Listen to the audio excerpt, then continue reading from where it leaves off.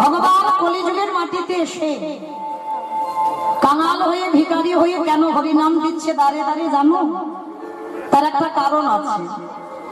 এই কারণের কথা জানতে গেলে আমাদের সবাইকে যেতে হবে বাবা একবার গোলক বৃন্দাবন। ভালো করে শুনবেন মা, যেন এক মন থেকে দুমন হয়ে না যায়। কেমন কেন কলিযুগে ভগবান কাঙাল হয়েছে, কিসের জন্য কাঙাল হলো আর কিসের জন্য ভিখারি হলো? শ্রীমতী রাধারানী একদিন অষ্টসখী সঙ্গে নিয়ে বসে আছেন।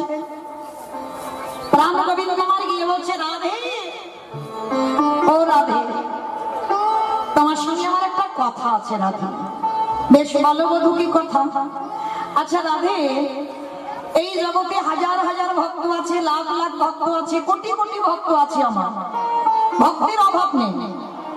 কিন্তু রাধে, এই যে লাখ লাখ কোটি কোটি ভক্ত থাকা সত্ত্বেও তারা তো আমার জন্য কত কাঁদে। তারা আমাকে এতটাই ভালোবাসে, তারা আমার চরণে দেহ মন প্রাণ সমর্পণ করে দিয়েও কাঁদে। কিন্তু রাধে, তাদের হাজার ডাকে আমি একবারের জন্য সাড়া দিই না। কিন্তু জানো রাধে, তুমি আর তোমার 8 জন সখী যদি একবার প্রাণ বধূ ভা কৃষ্ণ প্রাণ গোবিন্দ বলে ডাকো, আমি থাকতে পারি না কেন? আমি মন্ত্রপত ফণির মতো, মণিহারা ফণির মতো আমি তোমার চরণে এসে হাজির হই। বলতে পারবি রাধে, তুমি আমায় কি দিয়ে ডাকো? ভালো করে আস্বাদন করবেন বাবা। গোবিন্দ প্রশ্ন করছে রাধারানীকে, জগৎ ডাকে আমি তাদের ডাকে সাড়া দিই না, আর রাধে তুমি ডাকলে আমি থাকতে পারি না কেন? বলো না রাধে, তুমি আমায় কি দিয়ে ডাকো? কথাটা শুনে আমার রাধারানী একটু মৃদু হেসে বলছে, বধূ ও বধূ, আমি যে বস্তুটা দিয়ে ডাকি সেটার বোঝার বোধগণ তোমার এখন হয়নি। রাধে তুমি বলো কি? আমি এতে চাংশকলা বংশ কৃষ্ণস্তু ভগবান স্বয়ং, আমি ষড়ৈশ্বর্যপূর্ণ ভগবান, আমি 64 গুণাধিপতি কৃষ্ণ ভগবান, আমি 16 কলায় পরিপূর্ণ ভগবান। অনিমা মহিমা প্রাপ্তি প্রকম্মা লঘিমা ইপ্সিতা গামাবসিতা স্থিতি ঐশ্বর্য বীর্য যশ শ্রী জ্ঞান বৈরাগ্য লীলা কৃপা, এই 16টা কলায় আমি পরিপূর্ণ ভগবান কৃষ্ণ। আর তুমি কি না বলছো আমি তোমার মতো একটা সাধারণ নারীর কথা বুঝবো না? রাধারানী আমার মৃদু হেসে বলছে, বধূ তুমি মনে করতেই পারো যে আমি চারামূল নারী জাতি, মনে করতেই পারো আমি একজন নারী জাতি, কিন্তু জানো বধূ, তোমার মধ্যে ষড়ৈশ্বর্যপূর্ণ থাকতে পারে, তোমার মধ্যে 16টা কলা থাকতে পারে, তুমি 64 গুণাধিপতি কৃষ্ণ হতে পারো, তোমার মধ্যে সব গুণ আছে, কিন্তু বধূ তোমার মধ্যে একটা গুণ নাই। আস্তে মাস্তে আর একটাও কথা নয়। রাধারানী গোবিন্দকে বলছে, তোমার সব আছে কিন্তু একটা গুণ তোমার নেই। গোবিন্দ আমার রাধারানীর চরণতলে বসেছে হাত জড়ো করে। বলো না রাধে, সে বস্তুটা কি? বলে বধূ, যে বস্তুটা 64টা গুণ আছে কিন্তু সেই বস্তু তোমার মধ্যে নাই। তা গোবিন্দ বারবার জিজ্ঞেস করছে, বলো রাধে সেটা কি?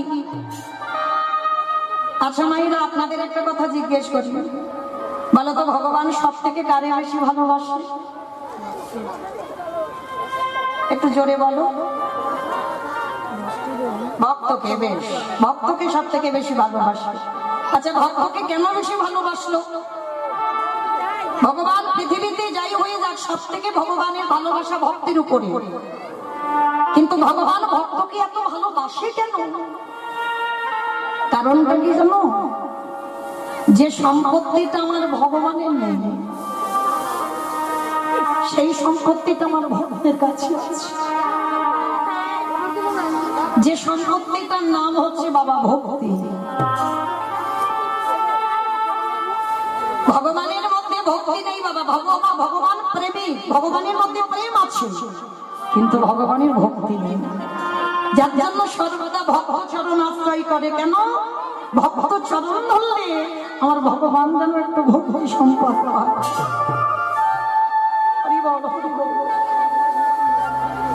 রাধারানী বলছে যে তোমার মধ্যে ভক্তি নেই বধূ, 64 গুণ আছে তার মধ্যে ভক্তি পড়ে না, ভক্তি নেই। গোবিন্দ আমার জেদ ধরে বসে আছে, বলেন না রাধে তুমি জানো না আমার ভক্তি আছে। বলে বধূ ভক্তি আছে, ভক্তি যদি তোমার একান্ত থাকে ওই তুমি আমার সামনে দাঁড়িয়ে দাঁড়িয়ে একটু কেঁদে দেখাও তো দেখি। যেই না রাধারানী বলছে তোমার যদি ভক্তি থাকে তুমি একটু দাঁড়িয়ে কেঁদে দেখাও। গোবিন্দ আমার হাত জড়ো করে বলছে রাধে আমি তো কোনোদিন কাঁদতে শিখিনি, আমি তো কোনোদিন গুরু ধরিনি যে কি করে কাঁদতে হয়, তাহলে কাঁদবো কি করে। কথাটা শোনা মাত্র বলে বললেন বধূ কাঁদতে গেলে গুরু ধরতে লাগে না, কাঁদতে গেলে কোনোদিন গুরু ধরতে লাগে না। যদি হৃদয়ে ভক্তি সম্পদ থাকে তাহলে আপনি থেকে আমি যদি বলতাম তুমি দাঁড়িয়ে দাঁড়িয়ে কাঁদতে পারতে, কিন্তু বধূ তুমি কাঁদতে পারছো না, তার মানে তো ভক্তি নেই। রাধে তার মানে তুমি বলতে চাইছো আমি আমার মধ্যে সব আছে আমার মধ্যে ভক্তি নেই, বলে না রাধে তাহলে তুমি একবারও বলে দাও তোমার চরণ ধুলো আমার মাথায় নিলাম, একবার বলে দাও রাধে আমি কোথায় গেলে ভক্তি পাবো, একবার বলে দাও আমি কোন জায়গায় গেলে ভক্তি সম্পদ পাবো। যেই না বলেছে রাধারানীর কাছে দুটো চরণ ধরে কোথায় গেলে ভক্তি পাবো, বলে বধূ একটা কাজ করো, এই জগতে যদি নিষ্কিঞ্চন বৈষ্ণব পাও, রাধারানী উচ্চারণ করে বলে দিয়েছে বাবা নিষ্কিঞ্চন বৈষ্ণব, নিষ্কিঞ্চন বৈষ্ণবের চরণ ধুলা নিতে হবে বাবা। আর এই পৃথিবীতে নিষ্কিঞ্চন বৈষ্ণব পাবে কি করে? রাধে এ জগতে নিষ্কিঞ্চন বৈষ্ণব কাদের বলে বাবা? ত্রিনাদপি শুনিয়েছি না তরুরিব সহিষ্ণু না অমানিনা মানদেন কীর্তনীয় সদা। সবার আগে মনে রাখবেন বাবা বৈষ্ণবতা অর্জন করতে গেলে সবার আগে আমাদের মনুষ্য জীবনে কর্তব্য হৃদয়টা ঘাসের থেকে আরো নরম করতে হয়। এই যে আপনারা বসে আছেন মা, আমার এই নায়ক বাবু আপনাদের বসবার জন্য ঘরের ব্যবস্থা করেছে।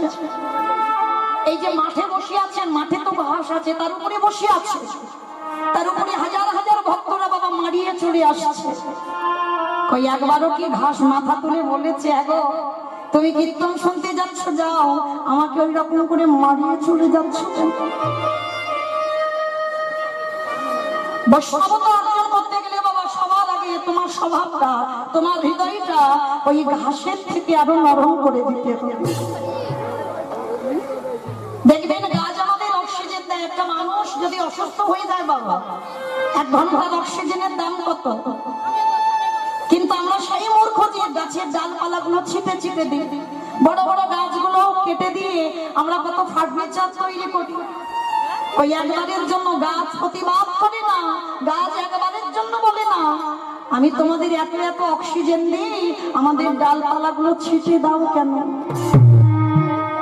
গাছের কত সহিষ্ণুতা বাবা।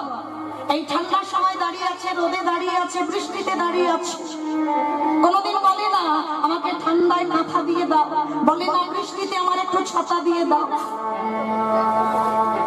বৈষ্ণবতা অর্জন করতে গেলে তোমার স্বভাব গাছের মতো হতে হবে। অমানিনাকে মান দিতে জানতে হবে বাবা। দেখবেন সমাজে যারা নিচু জাত হয়,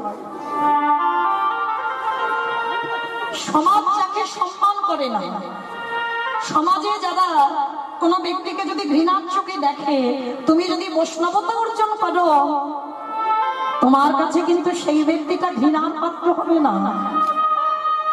তুমি যদি বৈষ্ণব হও তোমার হৃদয়টাকে জায়গা দিতে অমানিনাকে মান দিতে জানতে হবে। তোমার বদলে সর্বদা কৃষ্ণ নাম উচ্চারণ হবে, তোমার আলোচনার বিষয় হবে কৃষ্ণ নাম। তবেই তুমি কিঞ্চিত বৈষ্ণব হওয়ার যোগ্যতা অর্জন করবে। যেমন বাবা ভক্ত চিনবে কি করে?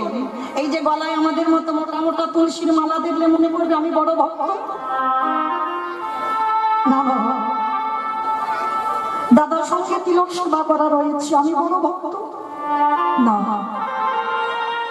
গেরুয়া দর্শন করিয়াছে, শিখা রেখে দিয়েছি, প্রসাদ সেবা করি, সারাদিনে 1 লক্ষ নাম জপ করি, আমি বড় বৈষ্ণব হয়ে গেলাম বাবা? তাহলে ভক্ত চিনবে কি করে? ভক্ত চিনতে গেলে বাবা ভক্তের নয়নের দিকে আগে চাইতে হবে।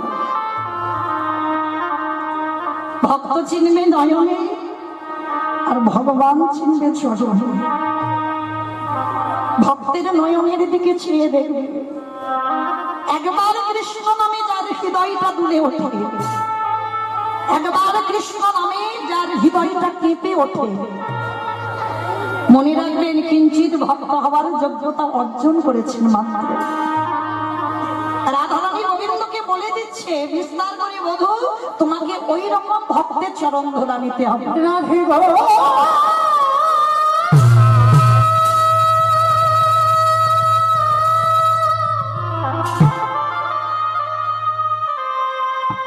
আমি কোথা গেলে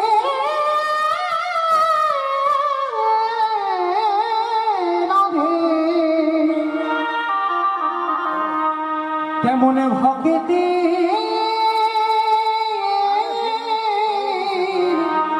দেখা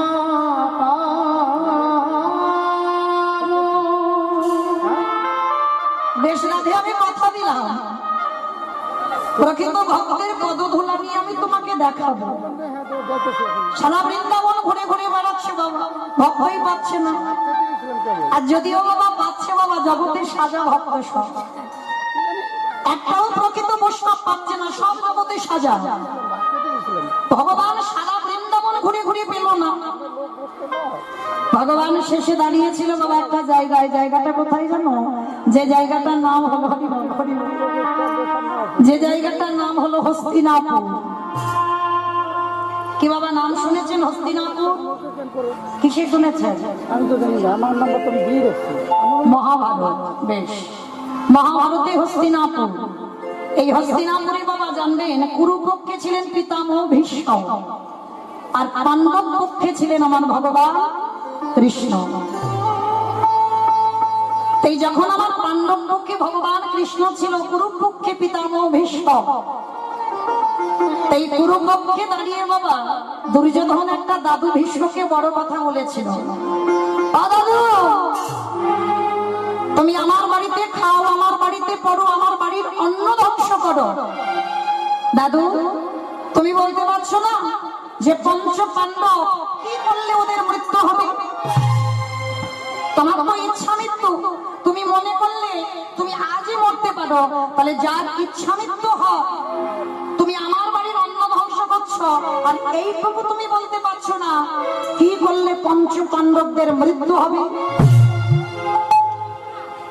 কথাটা শুনে বাবা দুর্যোধনের কথা শোনা মাত্র ভীষ্মের মাথাতে লেগে গেল। দুর্যোধন, যাদের জন্য আমি সংসার করলাম না, যাদের জন্য আজীবন আমি ব্রহ্মচর্য পালন করলাম, কিন্তু সংসার না করেও যাদেরকে আমি কোলে পিঠে মানুষ করলাম, সেই দুর্যোধন কিনা আমায় বলছে যে আমি তার বাড়ির অন্ন ধ্বংস করি। বেশ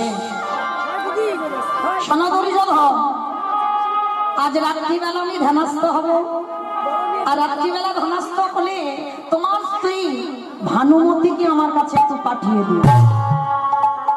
কেন? রাত 12টার সময় আমি যে ধ্যানে বসবো, ওই সময় আমার কাছে যদি তোমার স্ত্রী ভানুমতি আসে, পঞ্চ পাণ্ডবদের মৃত্যু বাণ আমি তোমার স্ত্রীর হাতে তুলে দেব। বাবা ঠাকুর কথাটা শুনলে কার না আনন্দ হবে? দুর্যোধন আনন্দে গদগদ হয়ে ছুটতে ছুটতে গেছে ভানুমতির কাছে। ভানু, ও ভানু, এইদিকে এসো। জানো ভানু, আজ রাত 12টার সময় দাদু একটু ধ্যানস্থ হবে। দাদু তোমাকে রাত 12টার সময় যেতে বলেছে। যেই না কথাটা বলা ভানুমতি চমকে উঠেছে।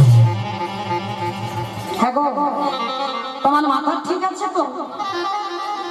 রাত 12টার সময় তোমার দাদু যেতে বলছে, তুমি আমাকে পাঠিয়ে দিচ্ছ। তোমার কি এতটুকু বিবেক বুদ্ধি হবে না? তোমার দাদু সংসার করেনি, আর যে দাদু সংসার করেনি আমি যৌবন বয়সে নাচবো, আর আমাকে রাত 12টায় যেতে বলছে, তুমি আমাকে পাঠিয়ে দিচ্ছ। শোনো, আমি তো যাবই না। তোমার যদি যাবার দরকার হয় তো তুমি তোমার দাদুর ঘরে যাও। আচ্ছা মাইরা, এই জায়গাটা একটু উত্তর দেবেন আপনারা। ভানুমতি যাবে না দাদুর ঘরে, এটা দুর্যোধন জানে, আর দুর্যোধনের স্ত্রী ভানুমতি জানে। আর কি কেউ জানে? আর কেউ জানে বাবা? আর কেউ জানে না? হ্যাঁ, একটু জোরে বলো, আমি কানে আবার কম শুনতে পাই। একটু জোরে বলো। কৃষ্ণ বিশ্ব ব্রহ্মাণ্ডের মালিক, বিশ্বের স্রষ্টা মালিক যে ভগবান, তার কাছে অজানা কিছু থাকে না। যখনই ভানুমতি যাবে না, ভক্ত বাৎসল্য ভগবান মনে মনে চিন্তা করলো, এই তো সুযোগ, এই সুযোগে আমাকে একটা কাজ গুছিয়ে নিতে হবে। 12টায় যাবার কথা বাবা, ঘড়ির কাঁটা রাত 11টা বেজে যাচ্ছে, অনেক রাত হয়ে যাচ্ছে, দাদু ধ্যানস্থ হবে। এইবার ভগবান কৃষ্ণ রাতের অন্ধকারে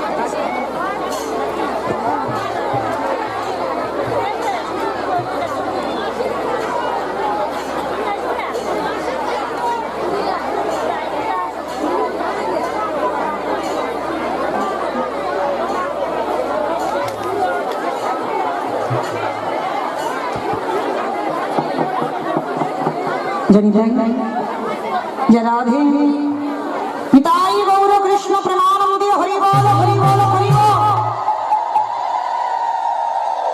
আস্তে আস্তে মা বসো। আমার কারেন্ট চলে গেল, তো তোমাদের কি হলো? তোমাদের কারেন্ট চলে গেল, তোমরা তো বসবে, তোমরা তো গন্ডগোল করছো কেন? যারা আজকের ভক্ত বাৎসল্য ভগবান যেই না বাবা কানে শুনতে পেয়েছে যেদিকে ভানুমতি যাবে না, সঙ্গে সঙ্গে ভগবান একটা কাজ গোছাবে। কি কাজ? রাতের অন্ধকারে ভগবান গিয়ে দাঁড়িয়েছে সখীর দরজায়। বাবা আপনারা বলেন, মহাভারতে কৃষ্ণ কাকে সখী বলতো? কাকে বলতো সখী? দ্রৌপদী। বেশ, দ্রৌপদীকে সখী বলে ডাকতো, আর দ্রৌপদী আমার ভগবান কৃষ্ণকে সখা বলে ডাকতো। রাতের অন্ধকারে ভগবান গিয়ে ডাক দিয়েছে সখী।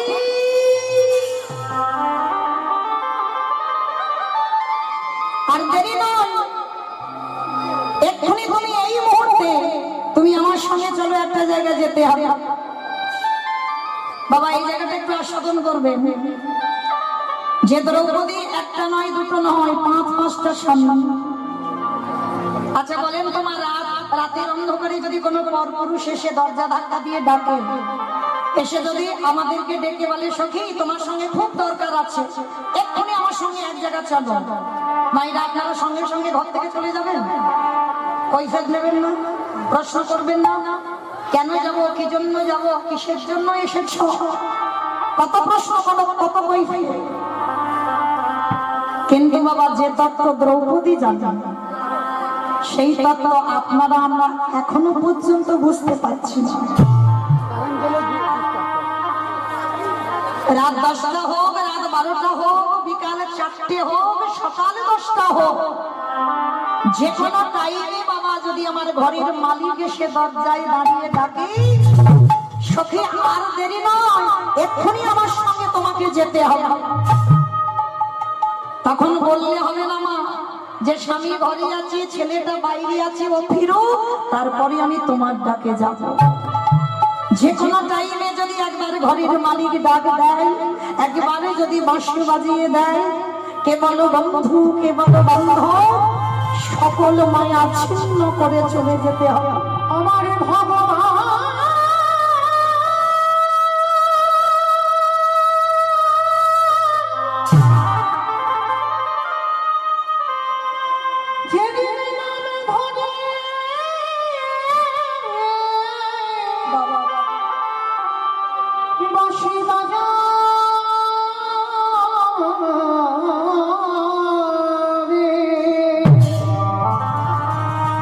কি বলে বন্ধু, কি বলে বান্ধব, সকলে ছেড়ে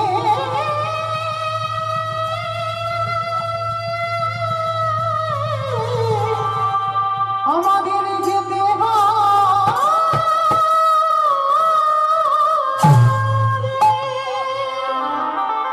ভগবান দ্রৌপদীর হাতটাকে ধরেছে সখী আর জানি না, এক্ষুনি চলো তুমি আমার সঙ্গে। তবে একটা কথা, তুমি যাচ্ছ না, আমি যেখানে তোমায় নিয়ে যাব, তোমার জায়গাতে ভানুমতি যাওয়ার কথা ছিল, আমি নিয়ে যাচ্ছি। তবে একটা কথা মনে রেখো সখী, আমি যে তোমায় পাঠালাম, আমার নামটা তুমি বলবে না। চলো আর দেরি করো না। ভগবান হাতটা দিয়েছে, আর হাতটা ধরে টানতে টানতে নিয়ে যাচ্ছে। আর দেখবেন মায়েরা, যদি ওই সিমেন্টের জায়গা হাঁটা হয় না, হাঁটার সময় একটা আওয়াজ হয়, খট খট আওয়াজ হয় না? ভগবান দ্রৌপদীর হাতটা ধরে বলছে সখী তোমার এই জুতোর আওয়াজে আমার দাদুর ধ্যান ভেঙে যাবে, তুমি একটা কাজ করো, তোমার এই জুতো জোড়া তুমি ওই দাদুর ঘরের দরজার সামনে একটু খুলে রাখো। দ্রৌপদী বলে উঠলেন, বেশ সখা, তুমি যখন বলছো আমি জুতো জোড়া খুলে রাখলাম, তবে শোনো সখা, একটা কথা মনে রেখো, আমি জুতো জোড়া খুললাম বটে, তুমি আমার জুতো জোড়া একটু দেখে রেখো, আমার দুটো জুতো যেন কেউ নিয়ে চলে না যায়। যখনই ভগবান কৃষ্ণ কথাটা শুনেছে চমকে উঠেছে। অপলক নয়নে চেয়ে আছে দ্রৌপদীর পানে। এটা তুমি কি বলছো? তুমি জানো আমি বিশ্বের স্রষ্টা মালিক ভগবান, আর জানা সত্ত্বেও তুমি তোমার জুতোর দায়িত্ব আমাকে দিচ্ছ। ভগবান মনে মনে ভাবছে, রাধে তুমি একদিন বলেছিলে প্রকৃত ভক্তের পদধূলা নিতে, কারণ আমার হৃদয়ে ভক্তি নেই। ভক্তি পেতে গেলে বৈষ্ণবদের পদধূলা নিতে হবে, তার প্রকৃত বৈষ্ণব তো পাইনি। তাহলে আজকে যে ভক্ত তার জুতো মোনার দায়িত্ব আমাকে দিল, তাহলে আমাকে তো একটু দেখতে হয় সেই ভক্তটা কেমন ভক্ত। সখী বলছে, সখা তুমি তাহলে এখানে দাঁড়িয়ে থাকো, কেমন আমি যাবো আর আসবো। দ্রৌপদী প্রবেশ করেছে দাদু ভীষ্মের ঘরে, আড়ালে দাঁড়িয়ে আছে, এখনো দ্রৌপদী যায়নি। ভক্ত বাৎসল্য ভগবান যেই না দ্রৌপদী দাদুদের ঘরে প্রবেশ করেছে, আমার ভগবান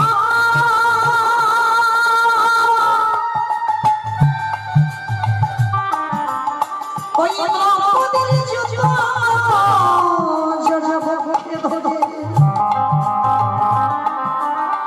যেই না ভগবান কৃষ্ণ আমার যেত দুটো ধরেছে, যে ভগবান কোনদিন কাঁদতে জানত না, যে ভগবানের হৃদয়ে ভক্তি ছিল না, সেই ভগবান জুতোটা যেই ধরল, আপনি থেকে নয়নে বাড়ি জুতোর তলায় গেঁথে বসল টাকা দাও। ওই টাকা গড়াতে গড়াতে এলো নাভি কমল, নাভি কমল থেকে এলো জানদেশ, জানদেশ থেকে আজ ধরণীটা, ধরণীটা কেমন ভেবে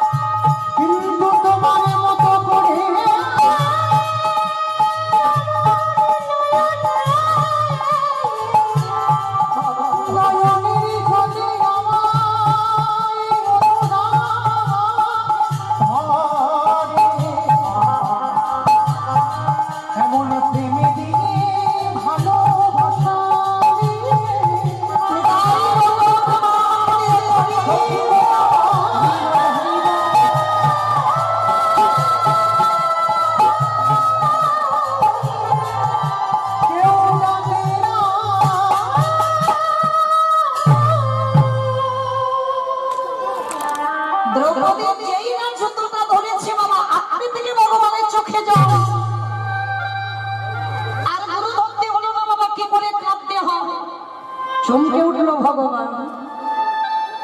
তার মানে জগৎ সংসারে ভগবান নিজে পরীক্ষা করে প্রমাণ নিয়ে নিল, প্রকৃত ভক্তের পদধূলা যদি কেউ নিতে পারে, সে যত বড় নাস্তিক হোক না কেন বাবা, প্রকৃত ভক্তের চরণ স্পর্শ যদি পায়, তার হৃদয়ে ভক্তি আসবেই আসবে। আড়াল থেকে দ্রৌপদী দেখা মাত্র কৃষ্ণকে দেখছে, জুতো দুটো বুকে ধরে কাঁপছে। দ্রৌপদী পিছন থেকে এসে বলছে, সখা এই যে তুমি কি করলে? তুমি শেষ পর্যন্ত আমার জুতো চুরি করেছ। ভগবান নাকি ভক্তের জুতো জোড়া চুরি করেছে বলে। ভগবান দ্রৌপদীর নয়নের পানে চেয়ে আছে, সখী এটা তুমি কি বলছো? আমি তোমার জুতো চুরি করেছি? করেছো তো। করেছো? তুমি তো আমায় জিজ্ঞেস করে নাওনি। তুমি যদি আমার কাছে বলতে সখী তোমার একটু জুতোটা দাও, আমি একটু ধরে কাঁদবো, আমি দিয়ে দিতাম। তুমি তো আমাকে বলে নাওনি। ভগবান বাবা সখী, আমি যদি তোমাকে বলতাম আমার জুতোটা একটু দাও, তুমি দিয়ে দিতে? কেন দেব না সখা? আমি অজনী সম্ভব, আমার আগুন থেকে জন্ম। তবে একটা কথা মনে রেখো, তুমি আমায় ভুলে যেতে পারো, কিন্তু আমি তো কোনোদিন তোমায় ভুলি না। যেদিন থেকে আমার জন্ম হয়েছে, আমার দেহ মন প্রাণ তোমার চরণে সমর্পণ করেছি। তাহলে আমার দেহ মন প্রাণটা যদি তোমার চরণে দেওয়া রইল, তাহলে কি আমার পায়ের জুতো দুটো কি আমার? কি গো মায়েরা, এরকম ভক্ত একজন দেখাতে পারবেন? আমার দেহ যদি আমার ভগবানকে দিয়ে দিই, তাহলে আমার পায়ের জুতো দুটো ভগবান নিতে পারে না? সেটাও তো ভগবান। দ্রৌপদী বলছে সখা এটা তো তোমার জুতো, আমি যদি তুমি হয়ে যাও তাহলে এর পায়ের জুতো দুটো তোমার, তাহলে তোমার জুতো তুমি ধরে কাঁদবে, এতে আমার আপত্তি করার কি আছে? দ্রৌপদী কি করেছে? দুটো জুতো নিয়ে একেবারে কৃষ্ণের মাথার উপরে তুলে ভগবান দাঁড়িয়ে দাঁড়িয়ে ওই জুতো তোলার কাদা জল একাকার হয়ে ভগবানের বদন দিয়ে পড়ছে। কারণ ভগবান শুধু এ জন্মে নয়, প্রতিটা জন্মে জন্মে ভক্ত চরণের দাস। কারণ এই দ্রৌপদীকে এতটাই ভালোবাসে বাবা, দ্রৌপদীর অপমান কোনোদিন ভগবান সইতে পারে না, কোনোদিন সইতে পারে না বাবা। কারণ নারী জাতির যদি একবার সম্মান চলে যায়, তাকে সমাজে বাবা নারী বলে না। এই কথাটা মনে রাখবেন মা, আপনাদের বলে যায়, যে নারীর সম্মান চলে যায় সে নারীকে কোনোদিন আর নারী বলে গণ্য করা হয় না। কিন্তু বাবা দুর্ভাগ্য আমাদের, এমন এমন পোশাক আশাক ব্যবহার করা হয় না যাদের দিকে তাকাতে লজ্জাবোধ হয় বাবা। একটা কথা মনে রাখবে, দোষটা তাদের নয়, দোষটা তার বাবা মা, দোষটা তার বাবা মার হয়। এমন পোশাক পরে বার হবে বাবা যার দিকে বাবা তাকানো যায় না। যখন সন্তান তোমার ঘর থেকে বাইর হলো, তুমি যদি মা থাকো, তুমি যদি বাবা থাকো, তাহলে তোমাদের তো শাসন করাটা কর্তব্য। আপনারা জানবেন এই জগতে আমরা নারী জাতিরা এখন তো বাবা শাখা সিঁদুর পরা তুলে দিচ্ছি না? বাজার থেকে এখন একটা লিকুইড পাওয়া যায় না, কুমকুম পাওয়া যায়, একটুখানি শীতেতে ঠেকিয়ে দেয় না পরার মতো। এখন বাজারে কি সিঁদুরের এত দাম বেড়ে গেল? আপনারাই বিচার করে বলেন মা, ওটা কি সিঁদুর? সিঁদুর হতে পারে? কখনো হতে পারে না। তাহলে আমরা বলছি ওটা সিঁদুর নয়, তাহলে কিসের জন্য ওইগুলো ব্যবহার করছো? এখন বাবা শাখা পলা পড়া উঠে গেছে, যদি শাখা পড়ে তো পলা পড়বে না, পলা পড়বে তো শাখা পড়বে না। আর যদি তুমি মডার্ন হও, এইগুলো বাবা তোমাদের কালচার। তবে মা তোমাদের এই কোচবিহার এলাকায় বলছি না, আমি আমার এলাকার কথা বলছি। কেমন এখন শাখা সিঁদুর পড়ছে না, কিন্তু মনে রেখো মা, এই যে কয়েকটা সম্পদ আমাদের জন্য নয়, শুধুমাত্র স্বামীর মঙ্গলার্থে ব্যবহার করা। শীতের সিঁদুর, হাতের শাখা, কলা আর লোহা, এই কটা সম্পদ তোমার সৌন্দর্যের জন্য নয়, তোমার স্বামীর মঙ্গলের জন্য। যদি বলো এটা আমার কথা নয়, যে মৌমিতা বলছে না, আমি বলছি না। একদিন হনুমান সীতামাকে বলেছিল, মা গো, এই নারী জাতিরা সব মাথাতে লাল মতো কি পড়ে গো? বলে বাবা এর নাম হচ্ছে সিঁদুর।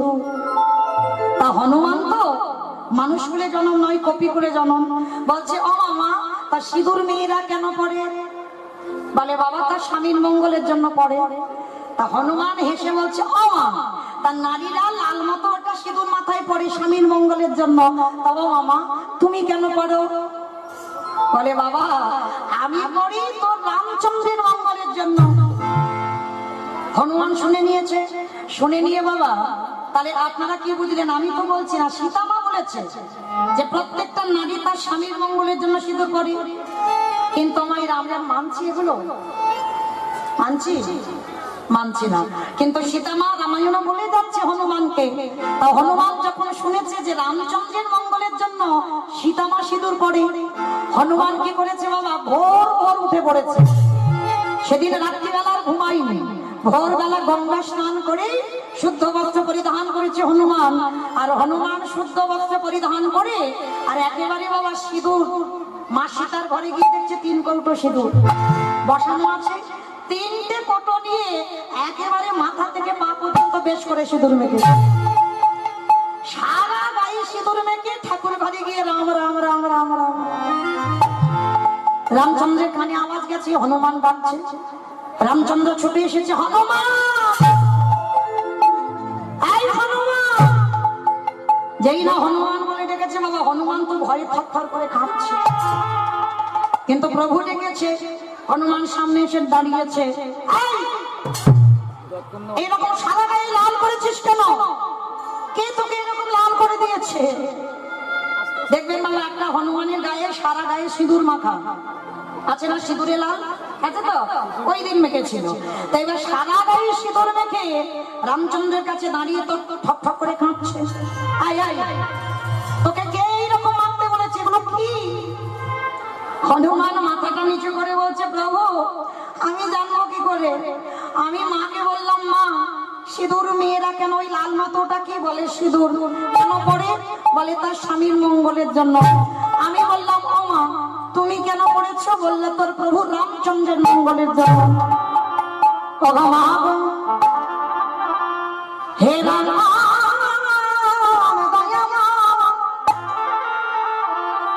ওই টুকু সিঁদুর মা যদি মাথায় দিয়ে তোমার মঙ্গল চাইতে পারি, বলো বলো দয়া মা, আজই আমি মাথা থেকে পা পর্যন্ত সিঁদুর মেখে, বলো বলো না জানি আমার মাথা মঙ্গল।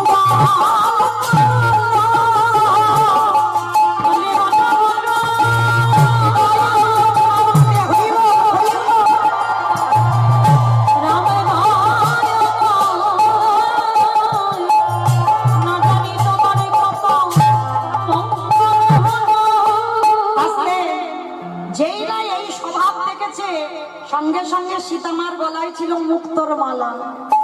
মুক্তোর মালাটা খুলে একেবারে হনুমানের গলায় পরিয়ে দিয়েছে। আর হনুমান মালাটা পরে বাবা, হনুমানের তো বড় বড় দাঁত, দাঁত দিয়ে দিয়ে মুক্তগুলো ভাঙছে। কিছুক্ষণ বড় বড় নখ দিয়ে মুক্তগুলো ভেঙে ভেঙে ফেলছে। আর কিছুক্ষণ পরে একেবারে মালাটা টান দিয়েছে।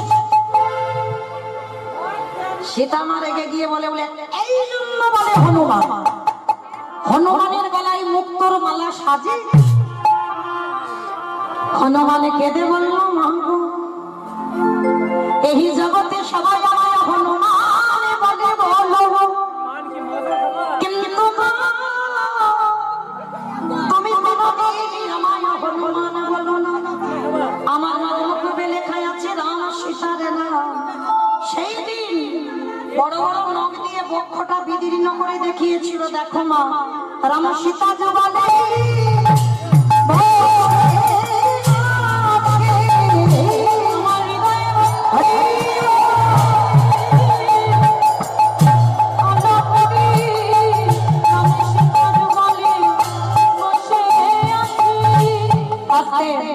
তাহলে মায়েরা সীতামা জগৎকে শিখিয়ে দিল।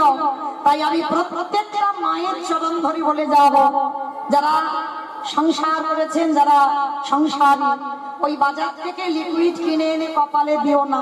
ওটা সিঁদুর নয়। সিঁদুরের দাম এত বেড়ে যায়নি যে সিঁদুর করতে পারবে না। আর শাঁখা পলা লোহা এই কটা সম্পদ যদি সত্যিকারের স্বামীর মঙ্গল চাও, তাহলে অন্তত এই কটা বস্তু অন্তত ব্যবহার করো। তাই গৌরব আনন্দে হরিব। এইবার দেখে, যেই না দ্রৌপদী প্রবেশ করেছে নারী জাতি, আর ভীষ্ম ধ্যানস্থ ছিল, তো সঙ্গে সঙ্গে বাবা ভীষ্ম মাথায় হাত দিয়ে ভানুমতি গেলেন, মাথায় হাত দিয়ে বর দিল, তোমার শীতের সিঁদুর আর হাতের শাখা অক্ষয় থাকবে থাকবে থাকবে। নিতাই গৌর আচ্ছা মায়েরা, এত ভালো যদি আশীর্বাদ কেউ পায়, কারণ আর নকল গলা থাকে? ভগবান কৃষ্ণ বলে দিয়েছিল যে তুমি তোমার গলার সুরটা বদলে ভানুমতি করবে। তা এতক্ষণ ভানুমতি ছিল, আর যেই না বরটা পেয়েছে তোমার শীতের সিঁদুর, হাতের শাখা অক্ষয় থাকবে, সঙ্গে সঙ্গে দ্রৌপদীর গলাটা আনন্দে বেরিয়ে গেছে। পিতামহ ভীষ্ম ধ্যানস্থ ছিল, চমকে উঠেছে। একই দ্রৌপদী, তুমি এখানে? এখানে তো তোমার আসার কথা না, এখানে আসার কথা ছিল ভানুমতি। সত্যি করে বলো, তোমাকে কে পাঠালো? আর ভগবান তো এদিকে বারণ করে দিয়েছে, দরজার আড়ালে চুপটি করে দাঁড়িয়ে আছে। দ্রৌপদী ধরা পড়ে গেছে, বারবার দরজার দিকে তাকাচ্ছে। ওই দিকে কি দেখছো? আমার দিকে চেয়ে বলো, তোমাকে কে পাঠালো? আচ্ছা বাবা, ভীষ্মের ইচ্ছা মৃত্যু, মনে করলে তবে মরবে, আর মনে না করলে মরবে না। তাহলে সেই পিতামহ ভীষ্ম কি জানে না বাবা, যে আজকে দ্রৌপদী দরজার দিকে তাকাচ্ছে, মানে দরজায় কে দাঁড়িয়ে আছে? ভীষ্মের হৃদয়ে কে যেন বলে উঠলেন, ভীষ্মদেব যাকে পাবার জন্য যোগে বলে যোগে পাই না, মনে বলে মনে পাই না, ধ্যানী না ধ্যানী পায় না, সেই চরণ তোমার দরজায় দাঁড়িয়ে আছে। ভীষ্মের মন বলছে, এক পা দু পা করে দরজায় গেছে, আড়ালে গিয়ে দেখে না কৃষ্ণ আমার দাঁড়িয়ে আছে। ভীষ্ম গিয়ে করজোর করে বলছে, কিরে আমার দরজা তো খোলাই ছিল,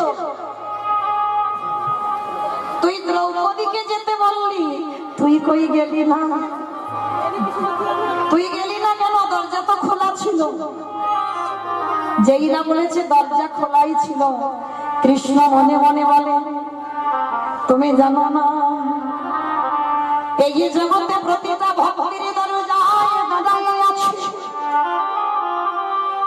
যে জন ডাকার মতো ডাকাতে পারে, যে জন ভালোবাসা, যে জন ভালোবাসার মতো বাঁচতে পারে। আমার ভগবান কি করে জানো, এই পৃথিবীর যে প্রান্তে থাকুক না কেন, ও যে ভক্তির দাবি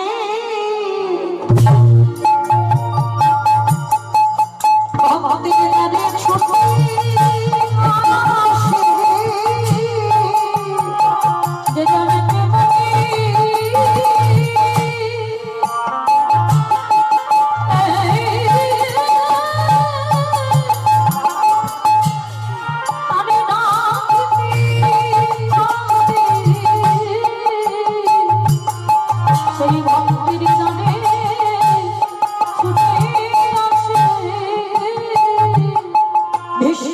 বললেন, কৃষ্ণ রে আজ আমার কাছে তুই আসতে পারবি না,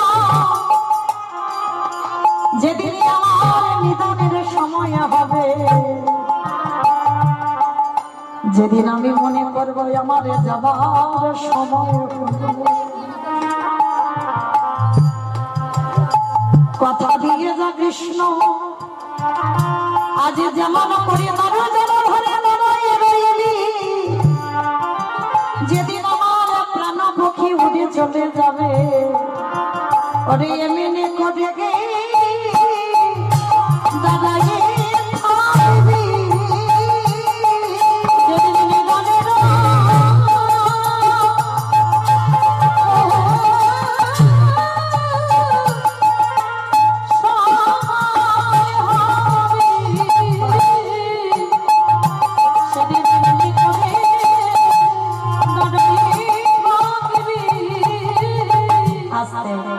সেই পিতামহ ভীষ্ম বাবা যেদিন সরসজ্জায় পড়ল,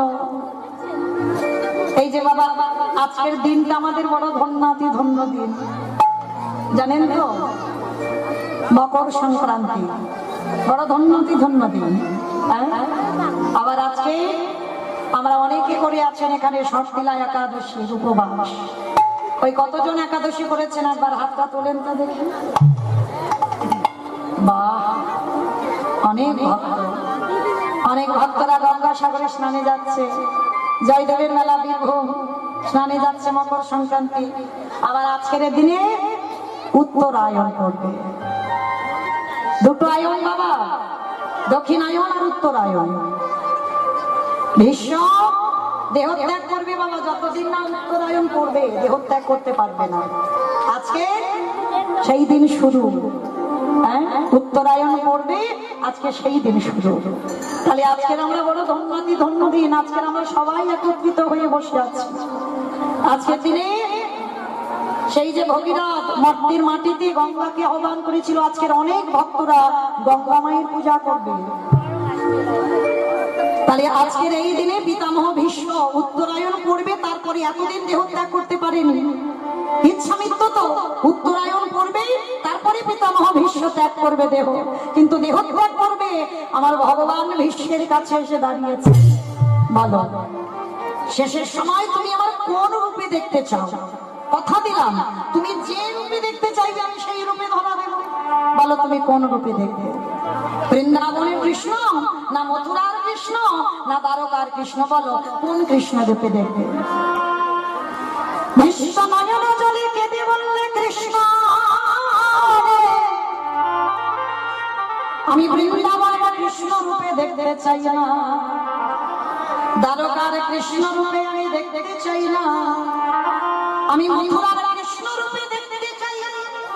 পুরী বাবা এ জগতে প্রতিটা ভক্ত আমাকে তো বৃন্দাবনের কৃষ্ণ রূপে চেনে। কি বাবা গোপবেশ্বর বেণুকর শ্যাম নব কৈশোর নটবা ওই রূপে সবাই দেখতে চায়, আমার ভুবন মঙ্গল ভোলানো রূপ। আর তুমি বলছো ওই রূপ দেখবে না, তাহলে কোন রূপ দেখবে? ভীষ্ম কোন রূপ দেখতে চেয়েছিল জানো? কৃষ্ণের কাছে। ওরে কৃষ্ণ রে, ওই যে কুরুক্ষেত্রের রণাঙ্গনে ওই যে অর্জুনের সারথি হয়ে দাঁড়িয়েছিলি, আমি ওই যুদ্ধক্ষেত্রে 10 দিনে তোকে সামনে থেকে দর্শন করলাম। আমারে দেখে কি মনে হলো জানিস? তুই যখন ঘোড়ার লাগাম ধরে দাঁড়িয়ে আছিস। কি বাবা ভগবান ঘোড়ার লাগাম ধরে দাঁড়িয়ে আছে, আর পিছনে যে ভক্ত তার মাথায় ছাতা আছে, কিন্তু আমার ভগবানের মাথায় কোনো ছাতা নেই। ভগবান বোঝাতে চাইলো আমি কষ্ট পাবো, আমি দুঃখ পাবো, আমি ব্যথা পাবো, কিন্তু আমার ভক্ত যেন ভালো। ভগবান বলেছিল না কুরুক্ষেত্রে মাটি আমি অস্ত্র ধরবো না, প্রতিজ্ঞা করেছিল তো। আর পিতামহ ভীষ্ম বলেছিল আমি ধরিয়ে তবে ছাড়বো। তো যখন অর্জুনকে এমন বান ছুড়লো না, ভগবান জানে ওই বানটা লাগলেই অর্জুন হরিবল হয়ে যাবে। ভগবান জানতো, আর জেনে ভগবান তো প্রতিজ্ঞা করেছিল আমি অস্ত্র ধরবো না। তার জন্য কি করেছিল ভগবান? রথ থেকে নেমে ওই চাকা মানে রথের চাকা টেনে খুলে নিয়েছে। দেখবেন একটা ছবিতে আছে না, ভগবান রথের চাকাটা ধরে এমনি করে দাঁড়িয়ে আছে। যেই না চাকাটা ধরেছে ভীষ্ম খিলখিল করে হাসছে। কি বাবা তুমি তো প্রতিজ্ঞা করেছিলে যুদ্ধে অস্ত্র ধরবে না, ধরলে যে বড়। ভগবান করজোর করে বললেন ভীষ্মদেব আমি যদি মনে করতাম অস্ত্র ধরবো না তো ধরবো না, তাহলে ধরলে কেন? কেন ধরলাম জানো?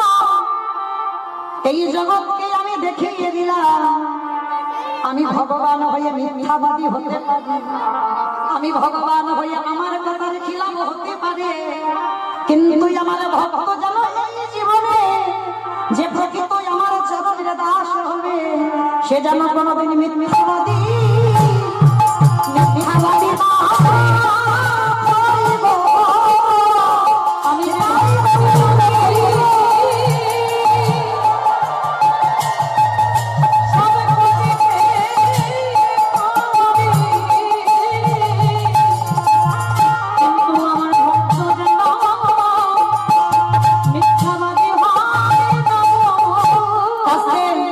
আমি যেই না বলেছে আমার ভক্ত যেন মিথ্যাবাদী না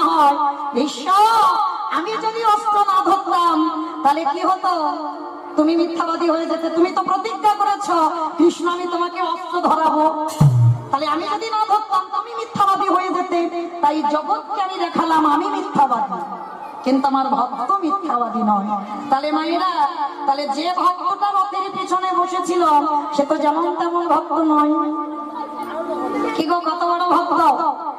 বিষ্ণু থেকে ব্রহ্মা, ব্রহ্মার পুত্র উগ্রীব, উগ্রীবের পুত্র সোম, সোমের পুত্র বুধ, বুধের পুত্র পুরুরবা, পুরুরবার পুত্র আয়ুষ, আয়ুষের পুত্র নহুষ, নহুষের পুত্র যজাতি, যজাতির পুত্র যদু, যদুর পুত্র কুরু, কুরুর পুত্র জন্মেঞ্জয়, জন্মেঞ্জয়ের পুত্র গতিস্বান, গতিস্বানের পুত্র মনুষ্য, মনুষ্যর পুত্র চারুপল, চারুপলের পুত্র রুদ্রাসন, রুদ্রাসনের পুত্র হৃদেশ, হৃদেশের পুত্র রক্তিনাথ, রক্তিনাথের পুত্র ব্যাভি, ব্যাভির পুত্র দুষ্মন্ত, দুষ্মন্তর পুত্র ভরত, ভরতের পুত্র ইক্ষু, ইক্ষুর পুত্র সংবরণ, সংবরণের পুত্র সুধন, সুধনের পুত্র সহদ্র, সহদ্রের পুত্র যবন, যবনের পুত্র কৃতি, কৃতির পুত্র উপরিজ বস, উপরিজ বসুর পুত্র জরাসন্ধ, জরাসন্ধর পুত্র সহদেব, সহদেবের পুত্র সমাচি, সমাচির পুত্র কুশু, কুশুর পুত্র জম্ভ, জম্ভর পুত্র সুরত, সুরতের পুত্র বিহরত, বিহরতের পুত্র আজুকানো, আজুকানোর পুত্র অগ্রধর,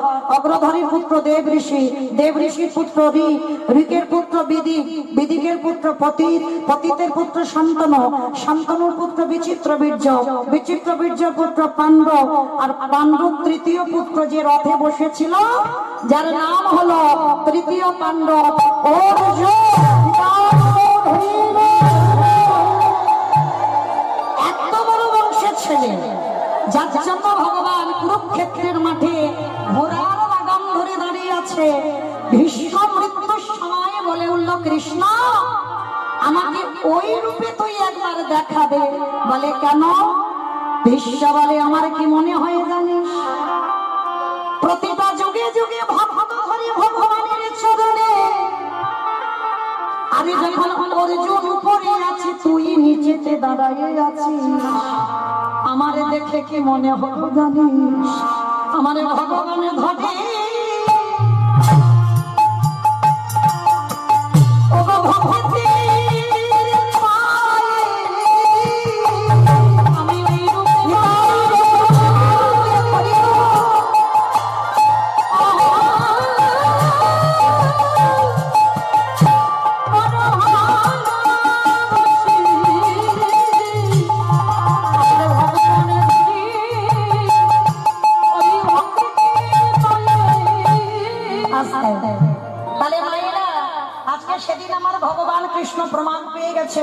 দ্রৌপদীর মতো ভক্তের পদধূলা মিলেই ভক্তি এসে যাবে।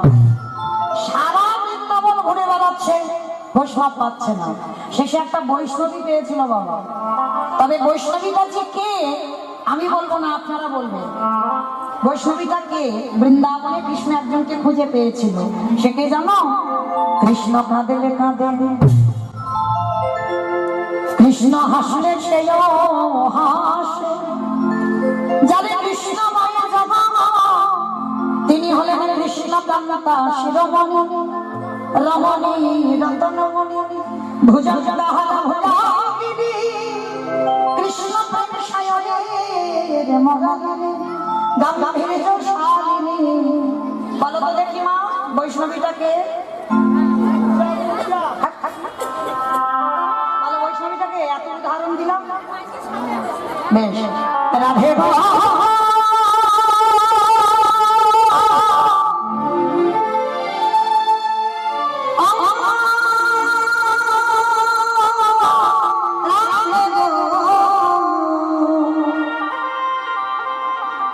রাধে গো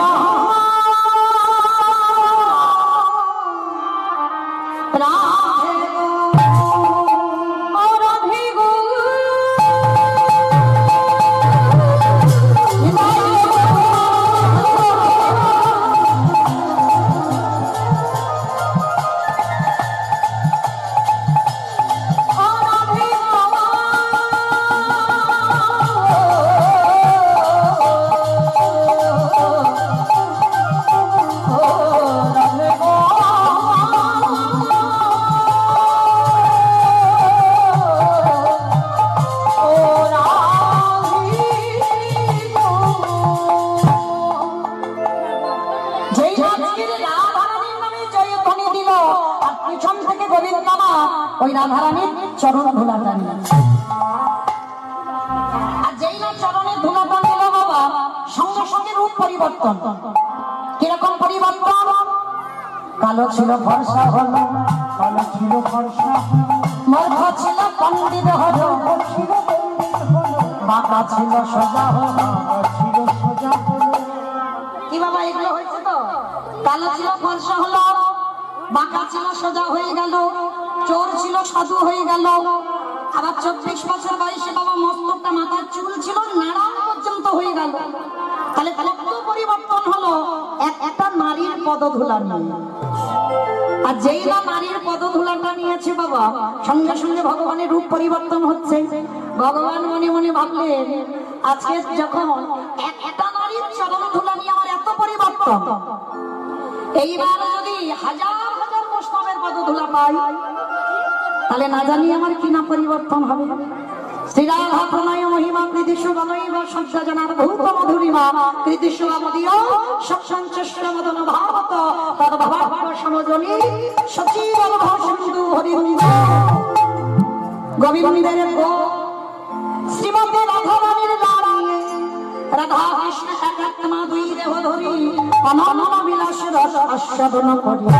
এই দুই ভাবের চৈতন্য মশাই ভাব ষষ্ঠ দিতে দহি কথা, তাই গৌর হয়ে নদী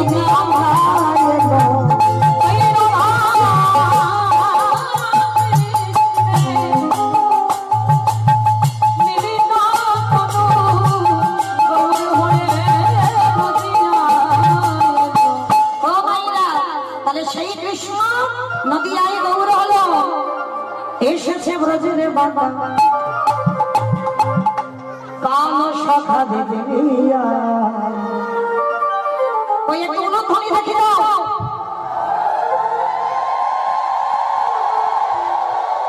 আমাদের সোনার নদিয়া এসেছে ব্রজের বাঁকা, এসেছে ব্রজের বাঁকা, কালো সখা দেখিয়া। আমাদের সোনার নদিয়া এসেছে ব্রজের বাবা, এসেছে ব্রজের বাবা কাল সখা দেখিয়া। আমাদের সোনার নদিয়া কালো বরণে না, হরি কালো বদন কালো বদন নাই রাই অঙ্গে অঙ্গ দিয়ে গৌর হলো রাই অঙ্গে অঙ্গ দিয়ে গৌর হলো রাই অঙ্গে অঙ্গ দিয়ে গৌর হলো রাই অঙ্গে অঙ্গ দিয়ে গৌর হলো রাই। রঙ ফিরেছে ঢং ফিরেছে, রঙ ফিরেছে ঢং ফিরেছে। দেখো দেখো গায়ের কালারটা বদলে গেছে, রঙ ফিরেছে ঢং ফিরেছে। তাদের এখন চেনা আমাদের সোনার নদিয়া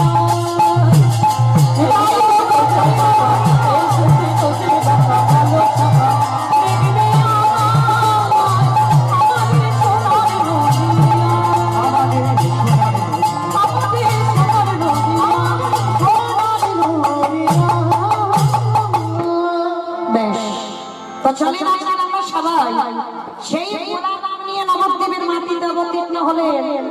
আর আজকের দিনটা বাবা যেমন একদিকে ধন্যাতি ধন্য দিন, আবার একদিকে বাবা আমাদের বড় কষ্টের দিন। কেন জানো? কলিযুগের ভগবান চৈতন্য মহাপ্রভু আজ এই সংক্রান্তির দিন সংসার ত্যাগ করেছে। কি গো, এটা কি শুভ দিন? একদিকে বলছে শুভ দিন, আমার একদিকে বলছে শুভ। বলছে কেন না, গোটা সমাজের জন্য প্রভু আমার সন্ন্যাস নিয়েছেন, জগতের মঙ্গলের জন্য সন্ন্যাস নিয়েছে, এটা শুভ। কিন্তু বিষ্ণুপ্রিয়া সচি ঠাকুর তাদের কাছ থেকে রাতের অন্ধকারে এই পৌষ সংক্রান্তিতে প্রভু আমার গেল বর্ধমান, কাটোয়া, কাঞ্চননগর গাঁও। আপনারা যাবেন মায়াপুরে, দেখবেন সেখানে গিয়ে নিদয়ার ঘাট। অনেকে গেছেন বাবা নিদয়ার ঘাট।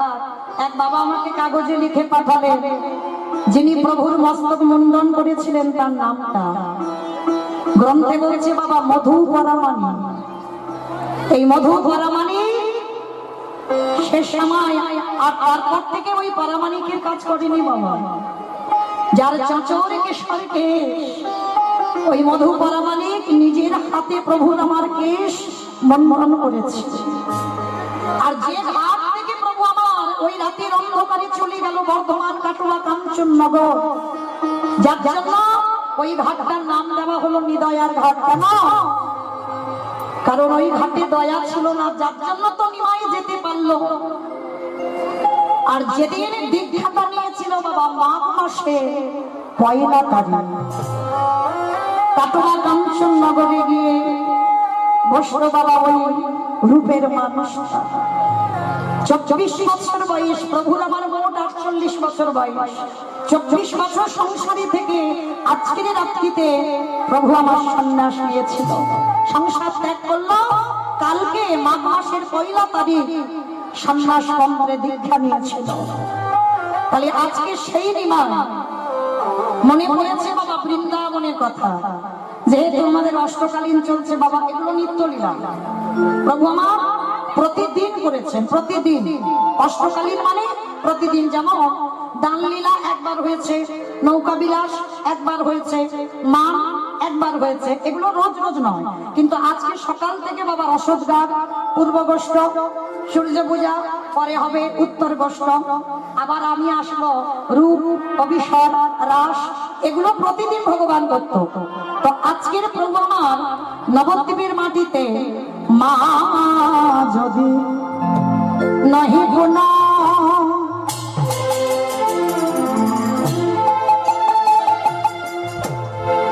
বসনিয়া মৃততন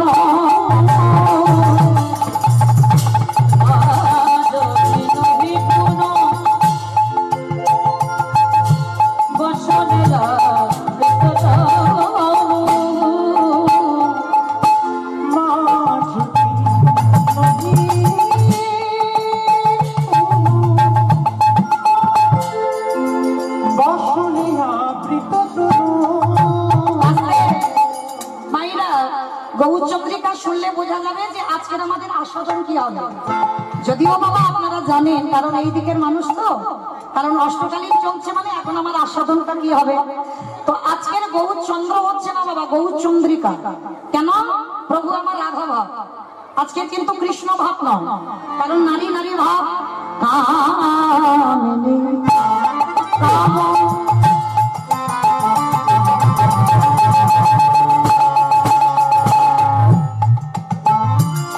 কলিত মানস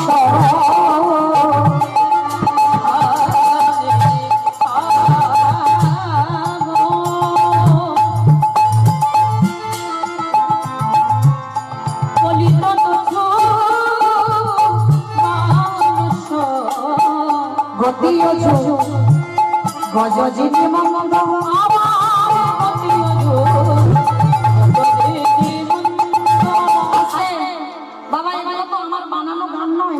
কথা বলি।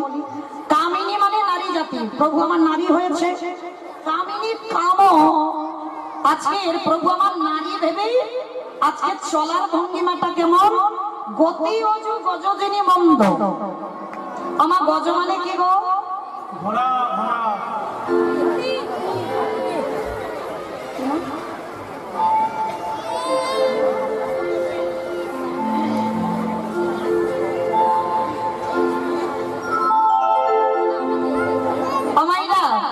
বলো গজ মানে কি গো?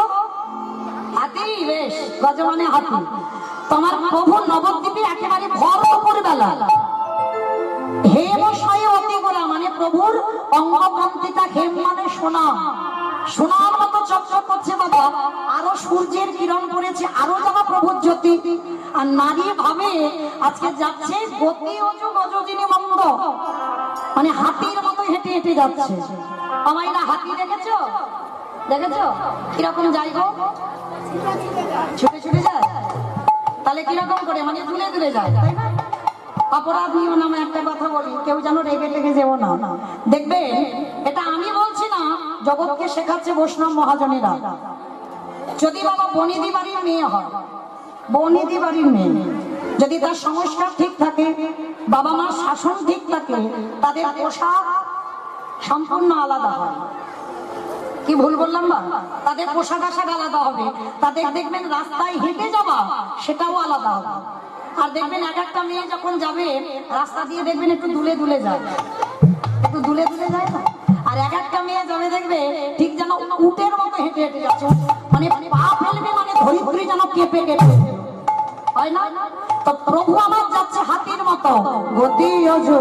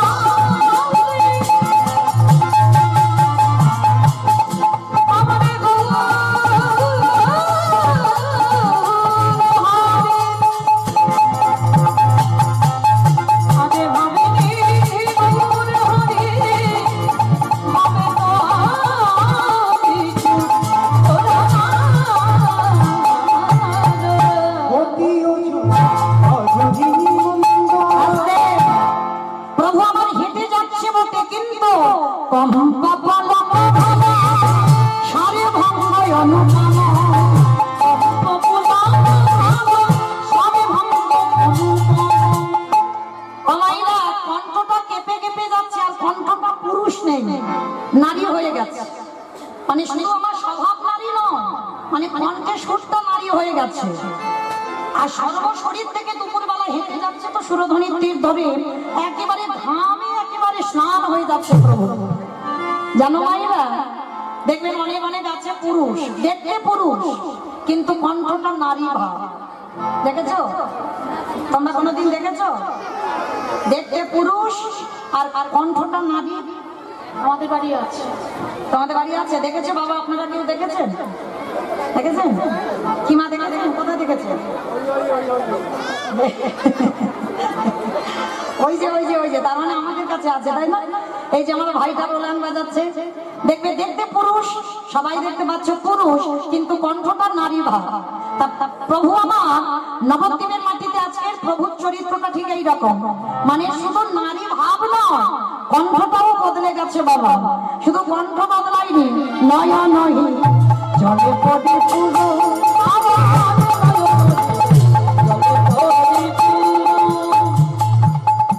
প্রভুর রূপ দর্শন করছে বৈষ্ণব মহাজন।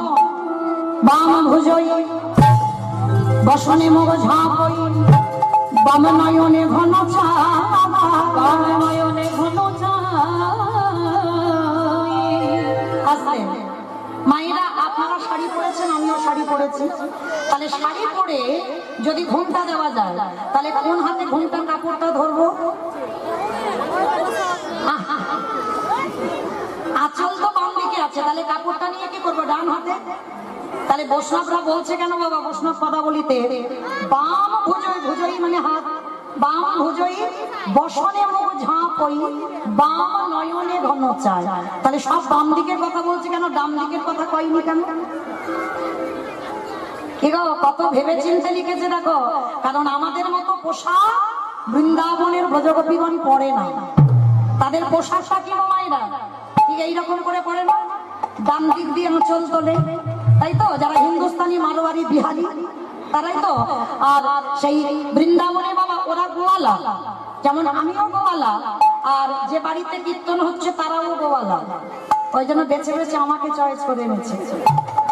মানে একটা টান আছে না, ঘোষেদের একটা টান আছে, যেখানে থাকি না কেন যত কীর্তন গাই বাবা আমি ঘোষেদের বাড়ি বেশি যাই, কমিটিও বেশি, ঘোষ সেখানে আমি বেশি যাই।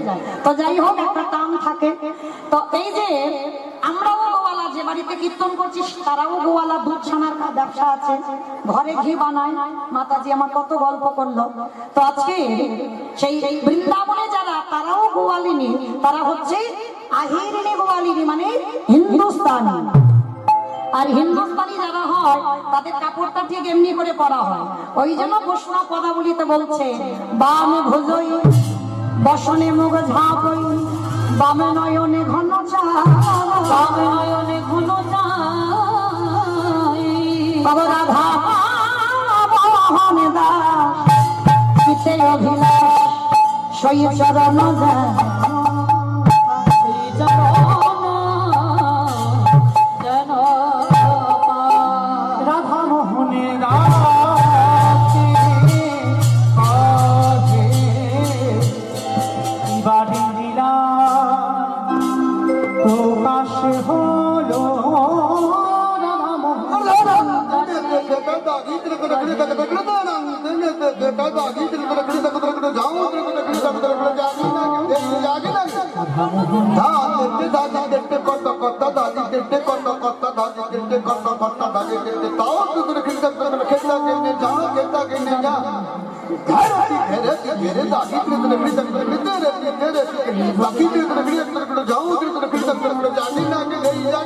মোহনে রাতে কহে বাড়িলা প্রকাশ হলো রাধা মোহন রাতে কহে বাড়িলা প্রকাশ হলো রাধা মোহন রাতে কহে বাড়িলা প্রকাশ হলো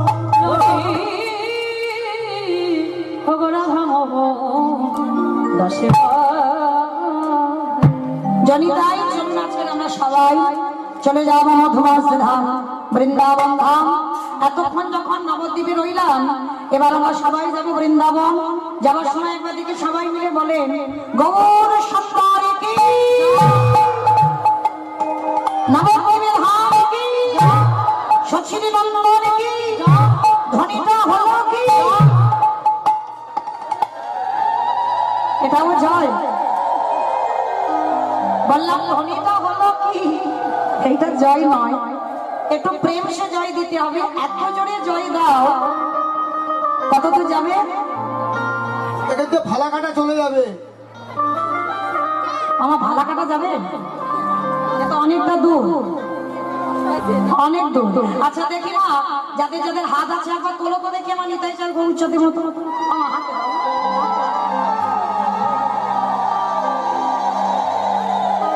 হরি বল। ওই দেখে সবাই হাত তুলে তোলেন, সবাই দেখি। এইদিকে আমার দাদা ভাই, বাবা ঠাকুর ভাইরা যারা আছেন, আর এইদিকে সবাই একসঙ্গে তোলো তোলো দেখি, তোলো সবাই। আমার ওই জায়গাটা ধসে মতো গেল কেন? এই ধসাটা ভালো নয়, তোলো একসঙ্গে প্রত্যেকে বলবেন গৌর সুন্দর কি, নবদ্বীপের ধাম কি, সচিনী নন্দন কি, বিষ্ণু প্রিয়া কি, নিতাই সাধ কি, ভক্তবৃন্দ কি, হরিবাসন ধাম কি, সাধু গুরু বৈষ্ণব কি, আপন আপন গুরুচরণ কি, নিতাই গৌর।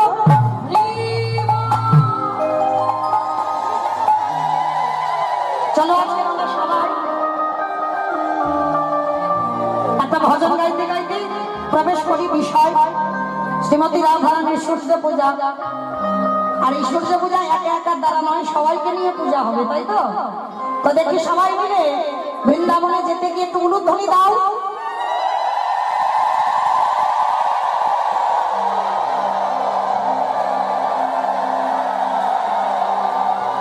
শুধু ধ্বনির কিনারা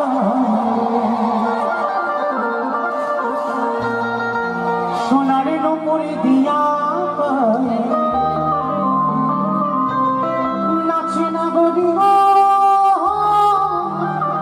সুন্দর গৌরাঙ্গ রায়।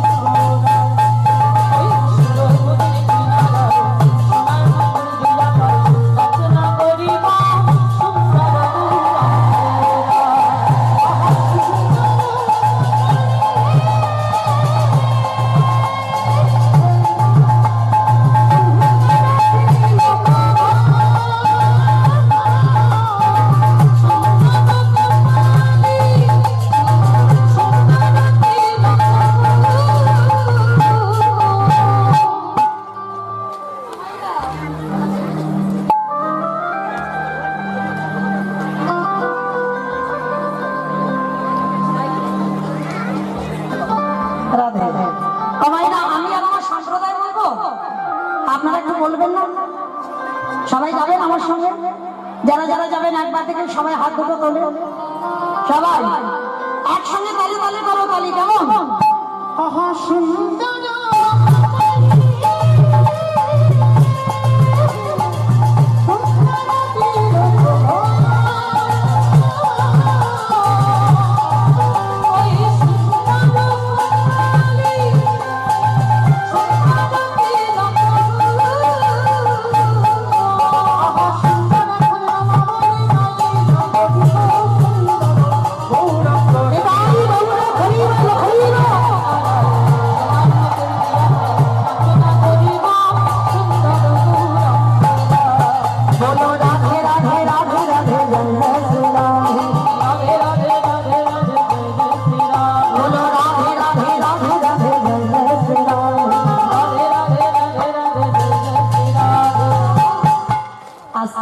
মায়েরা সবাই বলবে আমার সঙ্গে, একটু বলবে একসঙ্গে করে বলো দেখি, রাধে রাধে রাধে রাধে। আমার দাদা ভাইদের বাবাদের কি হয়েছে বাবা, বলবে না একটু রাধে রাধে? দিনের শেষ, সন্ধ্যা শুরু, সময়টা খুব একটা ভালো নয় বাবা। চারদিক থেকে বলি প্রবেশ করতে চায়, যাতে না আসে তার জন্য তোলো দেখি সবাই একসঙ্গে প্রত্যেকে বাবনে বলবে, সকাল থেকে যদি আমরা কৃষ্ণ বলে থাকি বাবা যা না হবে, একবার রাধা রাধীর নাম উচ্চারণ করলে বাবা কোটি কোটি জন্মের পাপ হয়। তোলো দেখি সবাই একসঙ্গে, রাধে রাধে রাধে রাধে রাধে রাধে। বৃন্দাবন গোবর্ধন নিধু বলবে, তালে বলবে, কামাল বলবে, পৌঁছা গাওবে, রাধা বলবে, শ্যাম করবে, হরি বলবে, প্রেম সে বলো, জোর সে বলো, ভাব সে বলো, মথুরা में हरिद्वार में जब से बोलो, से बोलो,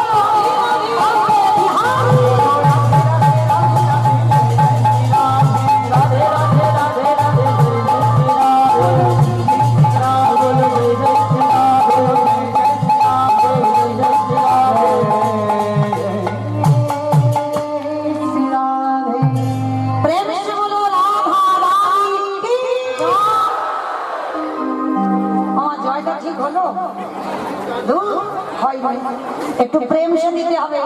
এই গ্রামটার নাম কি, জায়গাটার নাম? নাজিরহাট। বেশ, আচ্ছা মা, তোমাদের এই নাজিরহাটের শাশুড়ি বৌমাতে ঝগড়া টগড়া হয় না?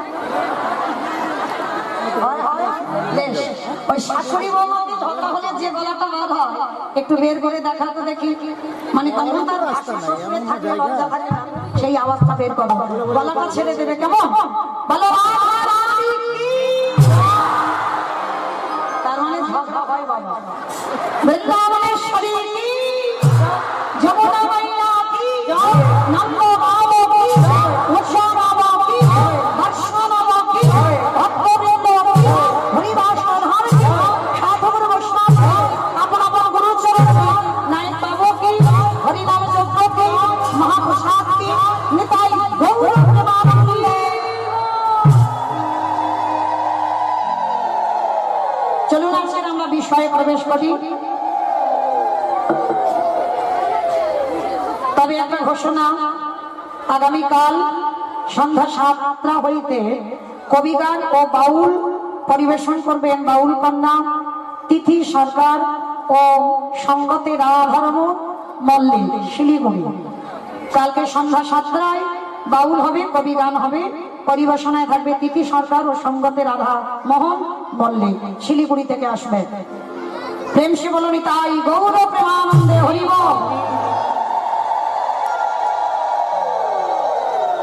রাধে। হ্যাঁ, আর একটা খুব খুব খুব দামি ঘোষণা, মা মনসা শঙ্খ ভান্ডার যারা দেবে মাইরা। আমার এই বাবা ঠাকুর মার সাথে গিয়েছিল, কথা বললেন আমার সঙ্গে, তো ওনার প্রতি জায়গাতে দেয়। তো যাই হোক, ওনার যেহেতু শাখার দোকান আছে, তবে আমার সঙ্গে একটা কথা হয়েছে, বলবো একটু পরে বলবো, সবাইকে শোনাবো কথাটা।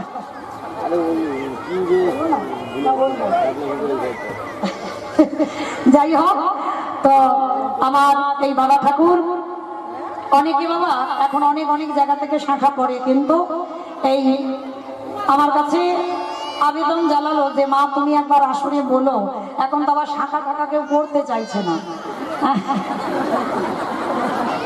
শাখা টাকা কেউ পড়তে চাইছে না।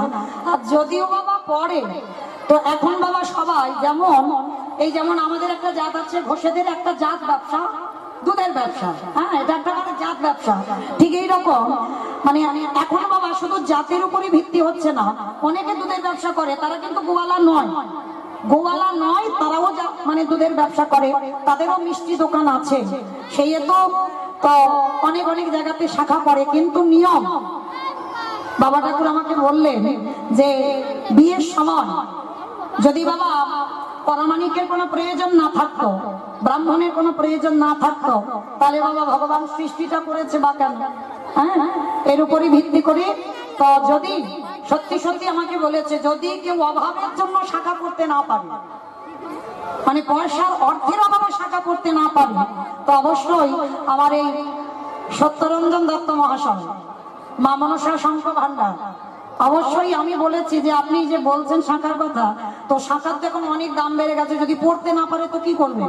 হ্যাঁ, তো তখন আমাকে বললো যে যদি কেউ সত্যি অভাবের জন্য শাখা করতে না পারে, আমার কাছে এলে আমি তাকে ফ্রিতে শাখা করিয়ে দেবো। সত্যি সত্যি বলছি মা, হরিবাসনে এই যে আমার ভাইরা ইউটিউব করছে, আমি এতটুকু মিথ্যা বলছি না। কিন্তু আরো একটা জানালো যে নারী জাতিদের পোশাক, যে মা মৌমিতা তুমি একবার অন্তত বলো যে সব যা চুড়িদার নাইটি হয়েছে, কেউ আর শাড়ি ব্যবহার করতে পারছে না, হ্যাঁ সব জিন্সের প্যান্ট। তবু বাবা আপনাদের এদিকে কম, আমার কলকাতায় গেলে বাবা চেনা যায় না কে নারী আর কে পুরুষ। তো যাই হোক, চেষ্টা করবে মা, আমরা হিন্দু জাতি, আমরা বাঙালি, আর বাঙালি হয়ে বাঙালি পোশাক শাড়ি, এই যে শাখা সিঁদুর, হ্যাঁ শাড়ি, এটা হচ্ছে বাঙালি আমাদের নারীদের পোশাক। এগুলো আমরা হিন্দু জাতি হয়ে, আমরা সনাতন ধর্মের নারী হয়ে, এটা তো খারাপ কিছু বলেনি মা, অবশ্যই করে আমাদের হিন্দুত্বটাকে আমরা বজায় রাখবো, আমাদের শালীনতা, আমাদের পোশাক, আমাদের লজ্জা আমাদের ঢেকে রাখতে হবে, যাতে আমাদের পাঁচজনে না বলতে পারে। এইটুকু প্রত্যেকটা নারীর কাছে আমার প্রার্থনা। অবশ্যই নিজেদের পোশাক, নিজেদের ব্যবহার, নিজেদের শালীনতা রেখে সমাজে চলতে হবে, যাতে কেউ আমাদের বলতে না পারে। কেমন? নিতাই গৌর প্রেমানন্দে হরি বল। তো চলেন আর একটা নিবেদন আমার, আপনারা জানেন তো এটা ব্যক্তিগত কীর্তন, এটা বারোয়ারি নয়, আর কমিটিরা করাচ্ছে না যে অনেক জায়গা থেকে অর্থ আসবে তারপরে হবে। কালকের আমি শুনলাম বাবা বহু ভক্ত সেবা পেয়েছে, বহু ভক্ত, মানে কাল দুপুরবেলা কত যেন বললো 4.5 কুইন্টাল মানে অন্ন প্রসাদ, শুধু অতটা মানে চালের খরচ হয়েছে, তারপরে তো হয়েছে, মানে আমি দুপুরবেলা টুকুর কথা বলছি। অনেক ভক্ত সেবা, আর আমাদের মতো কীর্তনিয়াদের দূর থেকে এনেছেন, যেহেতু ব্যক্তিগত, তার জন্য আমার এই দাদা ভাইরা যারা কীর্তন করাচ্ছেন আপনাদের কাছে যাবেন, যার যেমন সামর্থ্য আছে, যার যেমন ক্ষমতা আছে, ওদের আঁচলে একটু ভিক্ষা দেবেন। কারণ আমার আছে বলে আমি কীর্তন করাবো হবে না বাবা, আছে বলে কীর্তন করাবো হবে না, লোকের দাঁড়ে দাঁড়ে গিয়ে, 5 বাড়ির দাঁড়ে দাঁড়ে গিয়ে একটু ভিক্ষা করতে হবে। আর যেহেতু ব্যক্তিগত, তার জন্য আমার নিবেদন আপনাদের কাছে যাবেন। কোথায় গেল? কারা যাবে? কারা যাবে? লোক আছে বেশ, যারা যারা যাবেন অবশ্যই করে আপনাদের চরণে যাচ্ছে।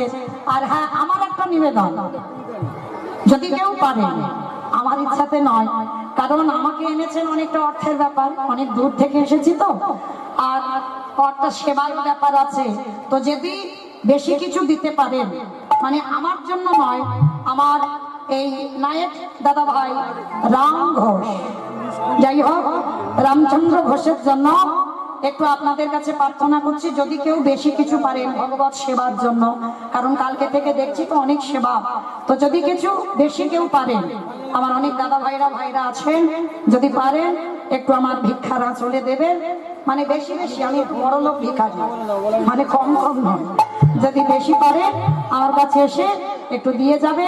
অবশ্যই তাদের ভিক্ষার, আপনাদের কাছে ভিক্ষা নিয়ে তাদেরকে তুলে দেব, তারা যেন ভগবত সেবায় লাগাতে পারে। নিতাই গৌর প্রেমানন্দে হরি বল, হরি বল, হরি বল। মায়েরা, আমি 6:15 পর্যন্ত আছি, যদি কেউ দেন, মানে হয়ে গেল তো অনেক টাইম, 6:15 পর্যন্ত আছি, যদি কেউ দেবেন তো আমার কাছে এসে দেবেন। কেমন? মানে 500, 1000, 2000, এর নিচে নয়, এর ওপরে। যারা রাধে চলুন। এবার শ্রীমতী রাধারানী ঠিক দুপুর বেলা বাবা একটা বিনা সুতার মালা গেঁথেছে। মায়েরা, এ মালাতে সুতো আছে, রাধারানী যে মালা গেঁথেছে তাতে সুতো নেই, বিনা সুতার মালা। হ্যাঁ, আর এই বিনা সুতার মালাটা আমার গোবিন্দের জন্য গেঁথেছে। এমন সময় রাধারানীর একজন সখী, যার নাম তুলসী, অবরাধিকার কলসী,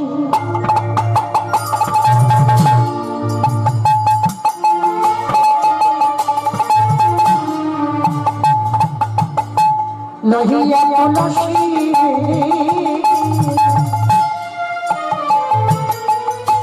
কহয়ে মধুর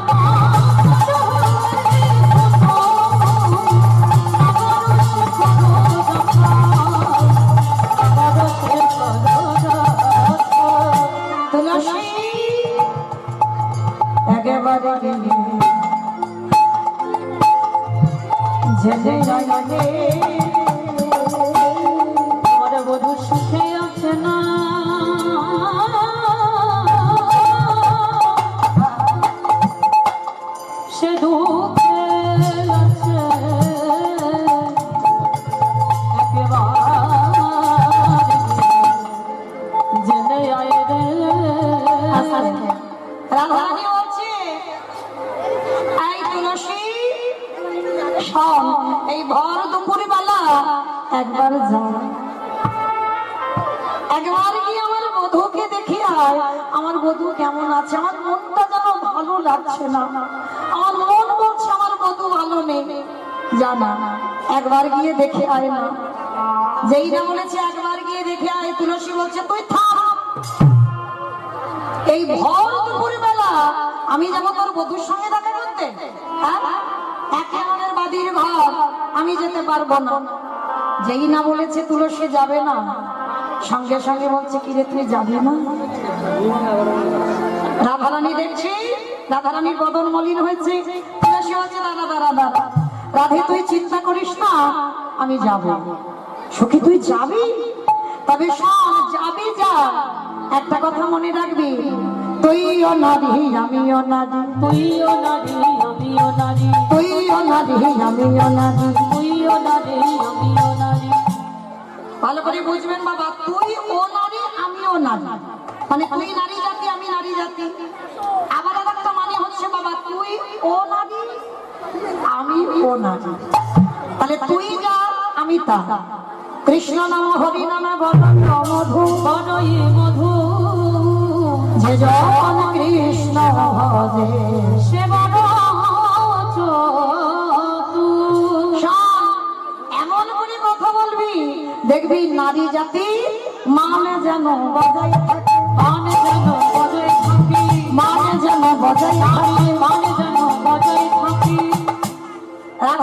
তুলসীকে শিখিয়ে দিচ্ছে, শোন আমি যে আমার বধুর জন্য পাগল সেইটা কিন্তু আমার বধুকে বুঝতে দিবি না। কেন? নারী জাতির যদি মান না থাকে সে নারীকে নারী বলবে না। আর তুই যদি গিয়ে বলিস যে আমার রাধারানী তোমার জন্য খুব কষ্ট পাচ্ছে, তোমার জন্য তার প্রাণ আকুলি বিকুলি করছে, তাহলে সেখানে আমার সম্মান থাকবে না। এমন করে কথা বলবি আমার সম্মানটা যেন বজায় থাকে। কেমন? তুলসী তুলসী মনে হরসি, তুলসী তুলসী মনে চলিয়া রায়ের বলে তাম্বল কর্পূর লয়ে ফুল হার,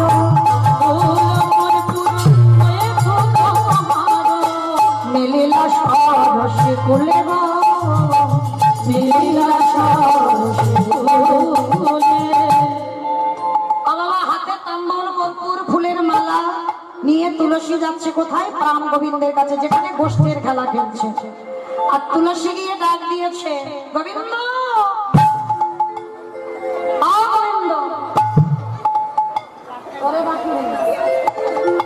গোবিন্দ যেই না বলেছে তুলসী পিছনে এসে ডাক দিয়েছে, বধূ তাই না এই মালাটা রাস্তায় পড়েছিল, আমি ভাবলাম তোমার গলায় ভালো লাগবে, তুমি একটু পরে নাও।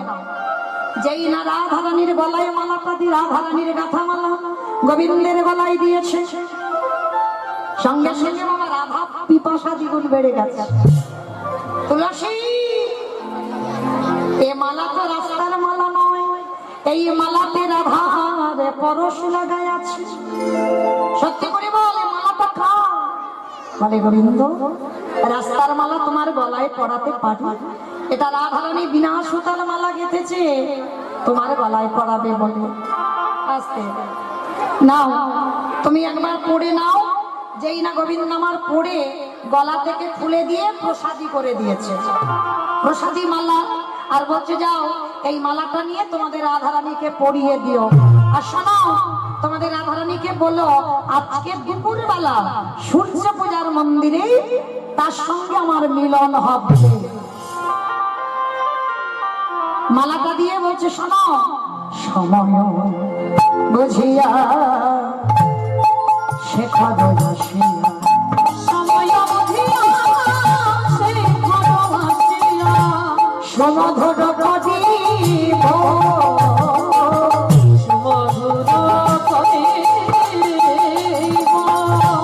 শেষে বিনোদিনী আসিবে এখন, শেষে বিনোদিনী আসিবে এখন, আপহ সরসী ফুলে রে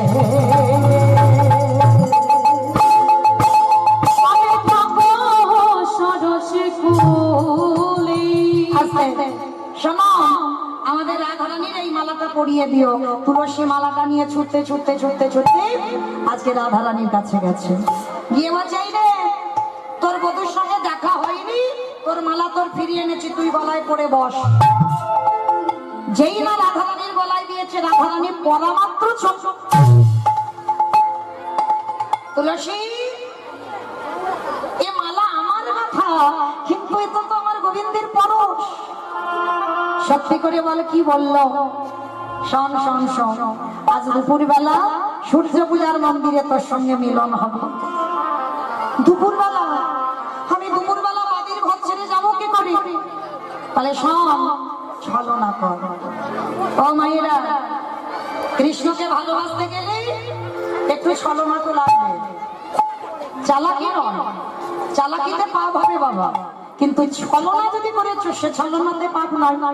তো রাধারানী ছলনা করছে কিরকম? ভর দুপুরে বেলা শাশুড়ি ননদী ঘরে আছে, আর ভর দুপুরে বেলা কি করছে জানো? শ্বাস মুখে শ্বাস ছাড়িয়া কান্দে বিনয়,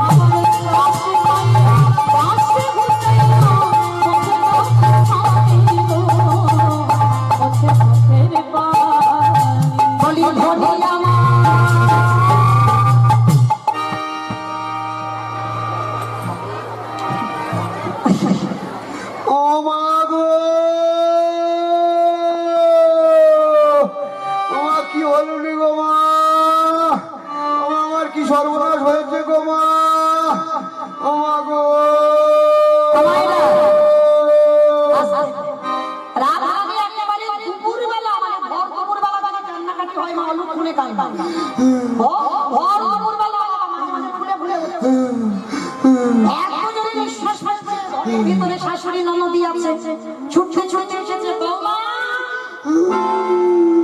বৌমা। হ্যাঁ বলো মা বলো। এইরকম দুপুরবেলা অলক্ষণে গান গাচ্ছিস? আরে আমার আয়ান ছেলে কিছু বলেছে? না মা কিছু বলেনি মা। তাহলে দুষ্টু মেয়ে কুটিরা কিছু বলেছে? না মা কিছু বলেনি মা।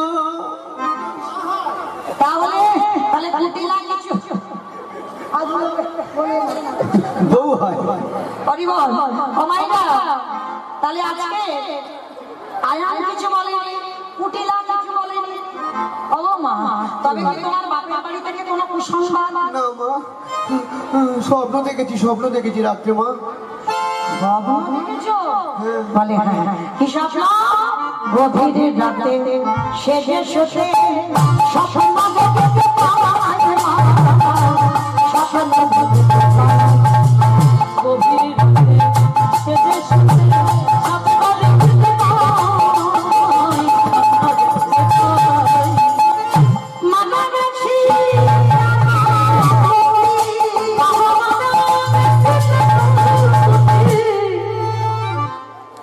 আমার জীবনে কেউ এইরকম প্রেম করেছো? কত বড় ডাহা মিথ্যাবাদী রাধারানী। শাশুড়ি মাকে কৃষ্ণের সঙ্গে দেখা করতে যাবে সূর্য পূজার মন্দিরে, ওই জন্য শাশুড়ি মাকে মিথ্যা কথা বলছে। দেখো রাত্রিবেলা স্বপ্ন দেখেছি, মাথা গেছি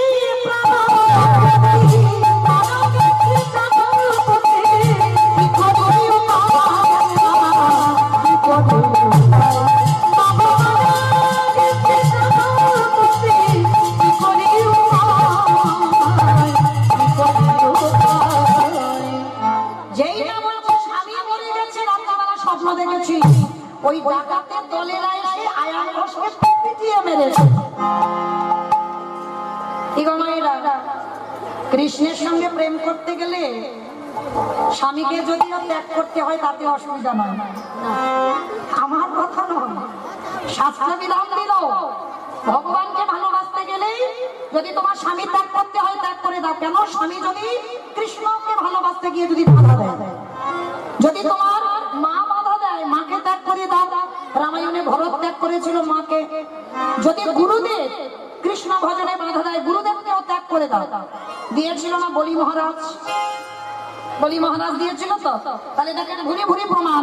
যদি তোমার বড় দাদা কৃষ্ণ ভজনে বাধা দেয় দাদাকে ত্যাগ করে দাও। বিভীষণ করেছিল রাবণকে ত্যাগ। তাহলে তোমার স্বামী যদি বাধা দেয় স্বামীকে ত্যাগ করে দাও, তাতে কোনো অধর্ম হবে না। কারণ রাধারানীর মতো ভক্ত শিক্ষা দিয়ে যাচ্ছে জগতে। ও মা, রাত্রিবেলার স্বপ্ন দেখেছি ডাকাতের দলেরা তোমার ছেলে আয়ানকে পিটিয়ে পিটিয়ে মেরে দিল। সে কি বৌমা? তা স্বপ্ন দেখেছো, প্রতিবিধান দেখনি?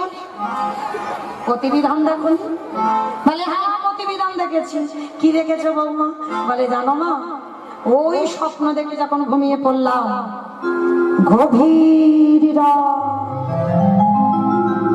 এক জ্যোতির্ময় পুরুষ একটা বড় রথের চাকা, সেই পুরুষ এসে আমায় বলল, শোনো বিশ্বভানু রাজনন্দিনী, তোমার বাবা বিশ্বভানু, তোমার কাকা সুভানু, তোমার জেঠা রত্নভানু সবাই আমার পূজা দিয়েছে, কিন্তু তুমি আমার পূজা দাওনি।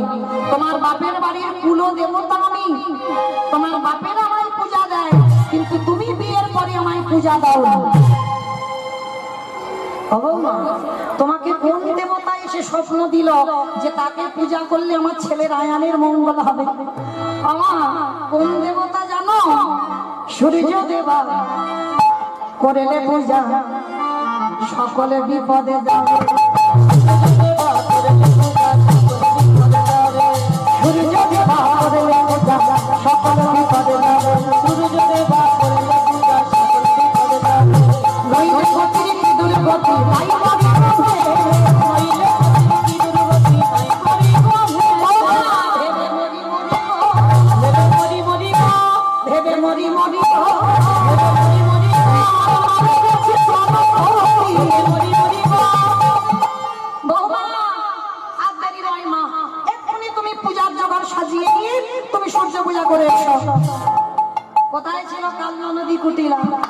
কানের কাছে এসে ফিসফিস করে বোঝায় ভালো বোঝা না ভালো বোঝা না বোঝা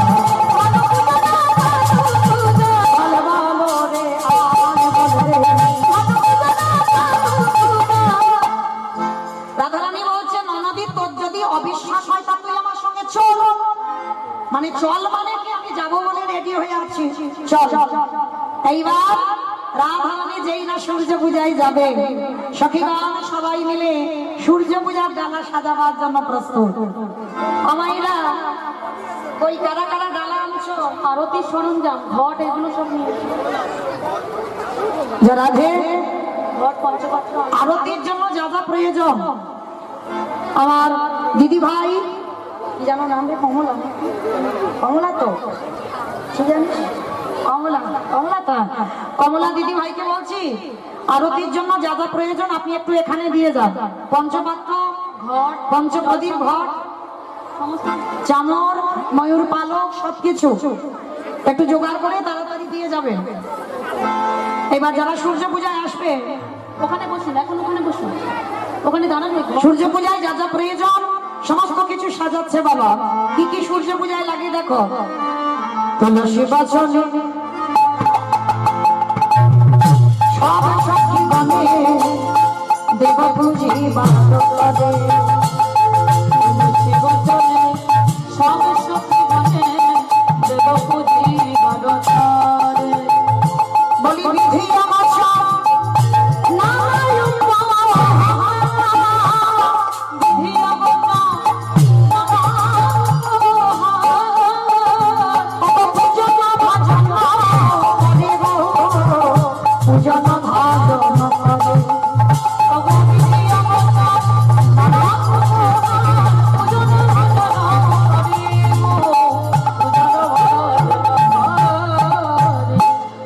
চিনি ফেরি কলা মাখন রসালা রেউড়ি কদম বকিলা চিনি ফেরি কলা মাখন রসালা রেউড়ি কদম বকিলা অমৃত গেলিকা আদেশে লাড্ডুকা সভত মধুকচুরি দেবতা পূজা রে করিয়া ভজনে সামনে ছেড়ে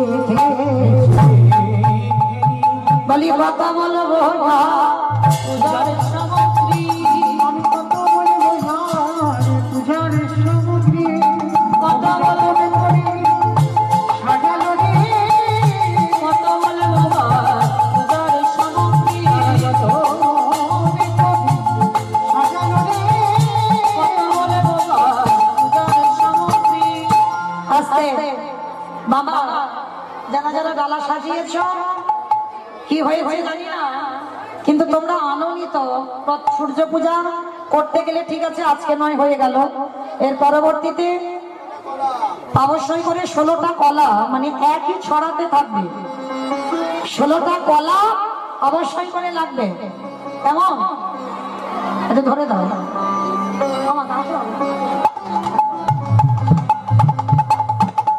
হরে কৃষ্ণ এইবার শ্রীমতী রাধারানীকে না সাজালে নয় কেমন ভাবে সাজাচ্ছে নীল শাড়ি পরিপাটি কোটি দিয়া নীল শাড়ি পরিপাটি কোটি দিয়া নীল শাড়ি পরিপাটি কোটি দিয়া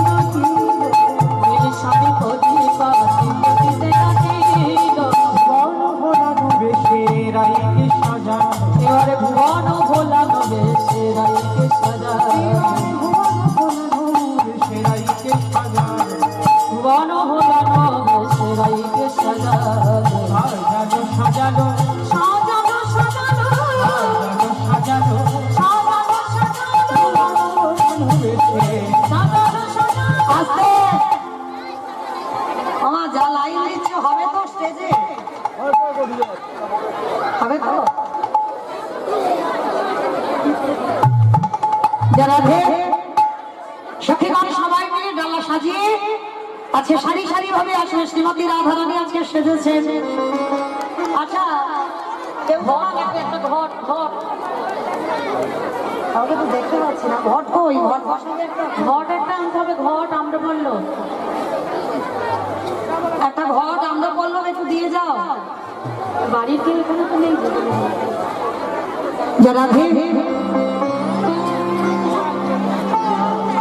আজকে যা যা প্রয়োজন রাধারানীকে সাজালেন আজ সঙ্গিনী রঙ্গিনী রূপত রঙ্গিনী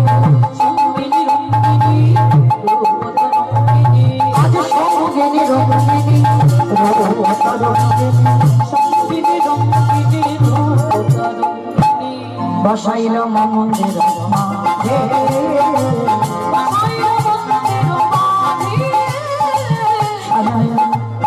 সারি সারি চলেছে সারি সারি চলেছে গো সূর্য পূজায় যাবে বলে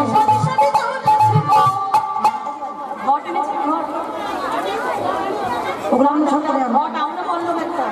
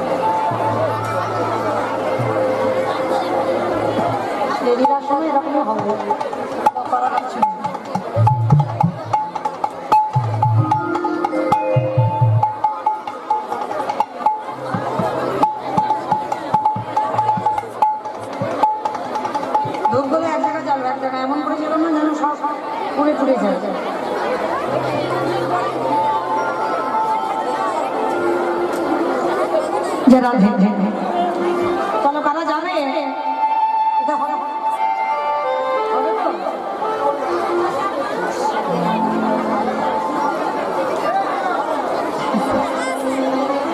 চলো চলো ওঠো ওঠো আর বলতে হবে না চলো আমার সঙ্গে যাবে তো চলো কই আমার ননদি কি হবে একটা ওই তো বাবা এত সুন্দর ননদ এসেছে যার বাড়িতে এসেছি আমার কমলা দিদি ভাইটা ননদ কেমন কুটিলা আজকে আমার সঙ্গে যাবে সূর্য পূজা করতে কেমন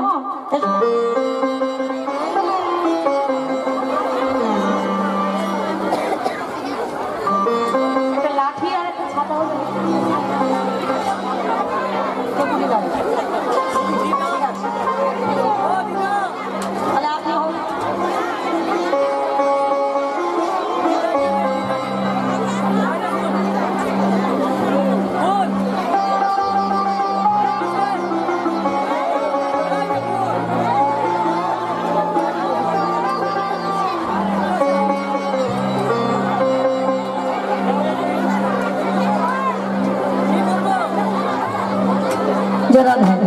আমার ডালাগুলো নাও ডালাগুলোকে নিতে হবে যেটা এখনো তো যাওয়া হয়নি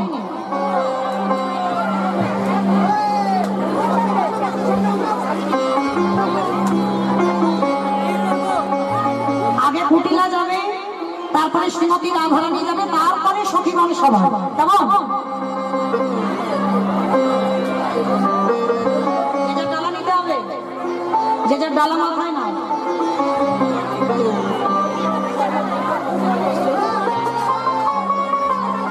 যে যার ডালা মাথায় না যে যার ডালা মাথায় না এক একে লাইন দাও ধারে দিয়ে লাগাই দুটো লাইন দিয়ে দাও না কৃষ্ণদার ধারে ধারে লাইন দাও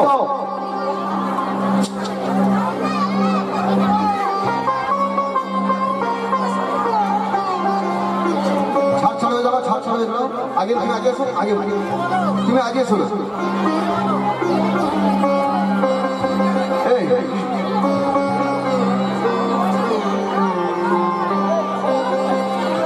চলো রে আজ রাধা বিনোদিনী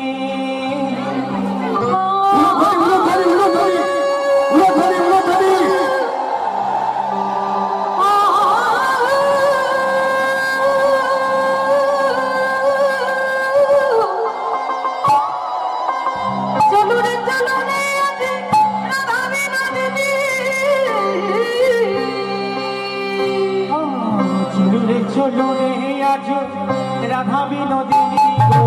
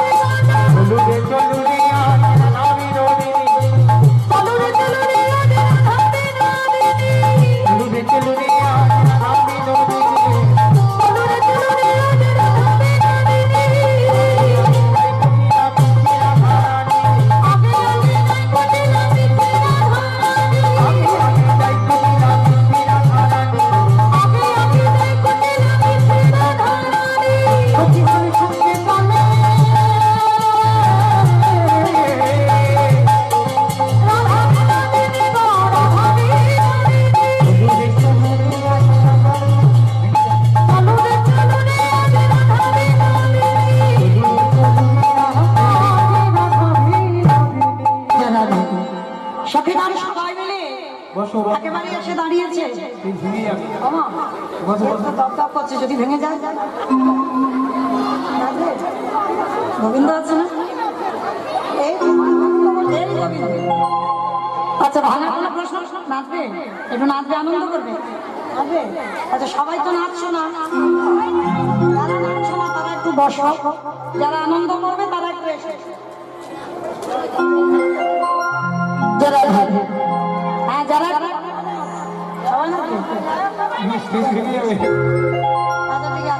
আচ্ছা ঠিক আছে, একটা ভজন গান হোক, একটু আনন্দ করো।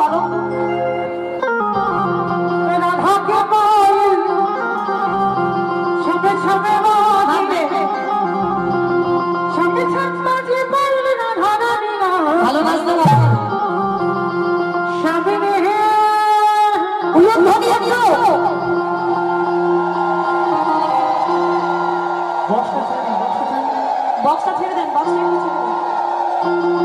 স্বামীর ছেড়া দাঁড়ানো রাধা কাশম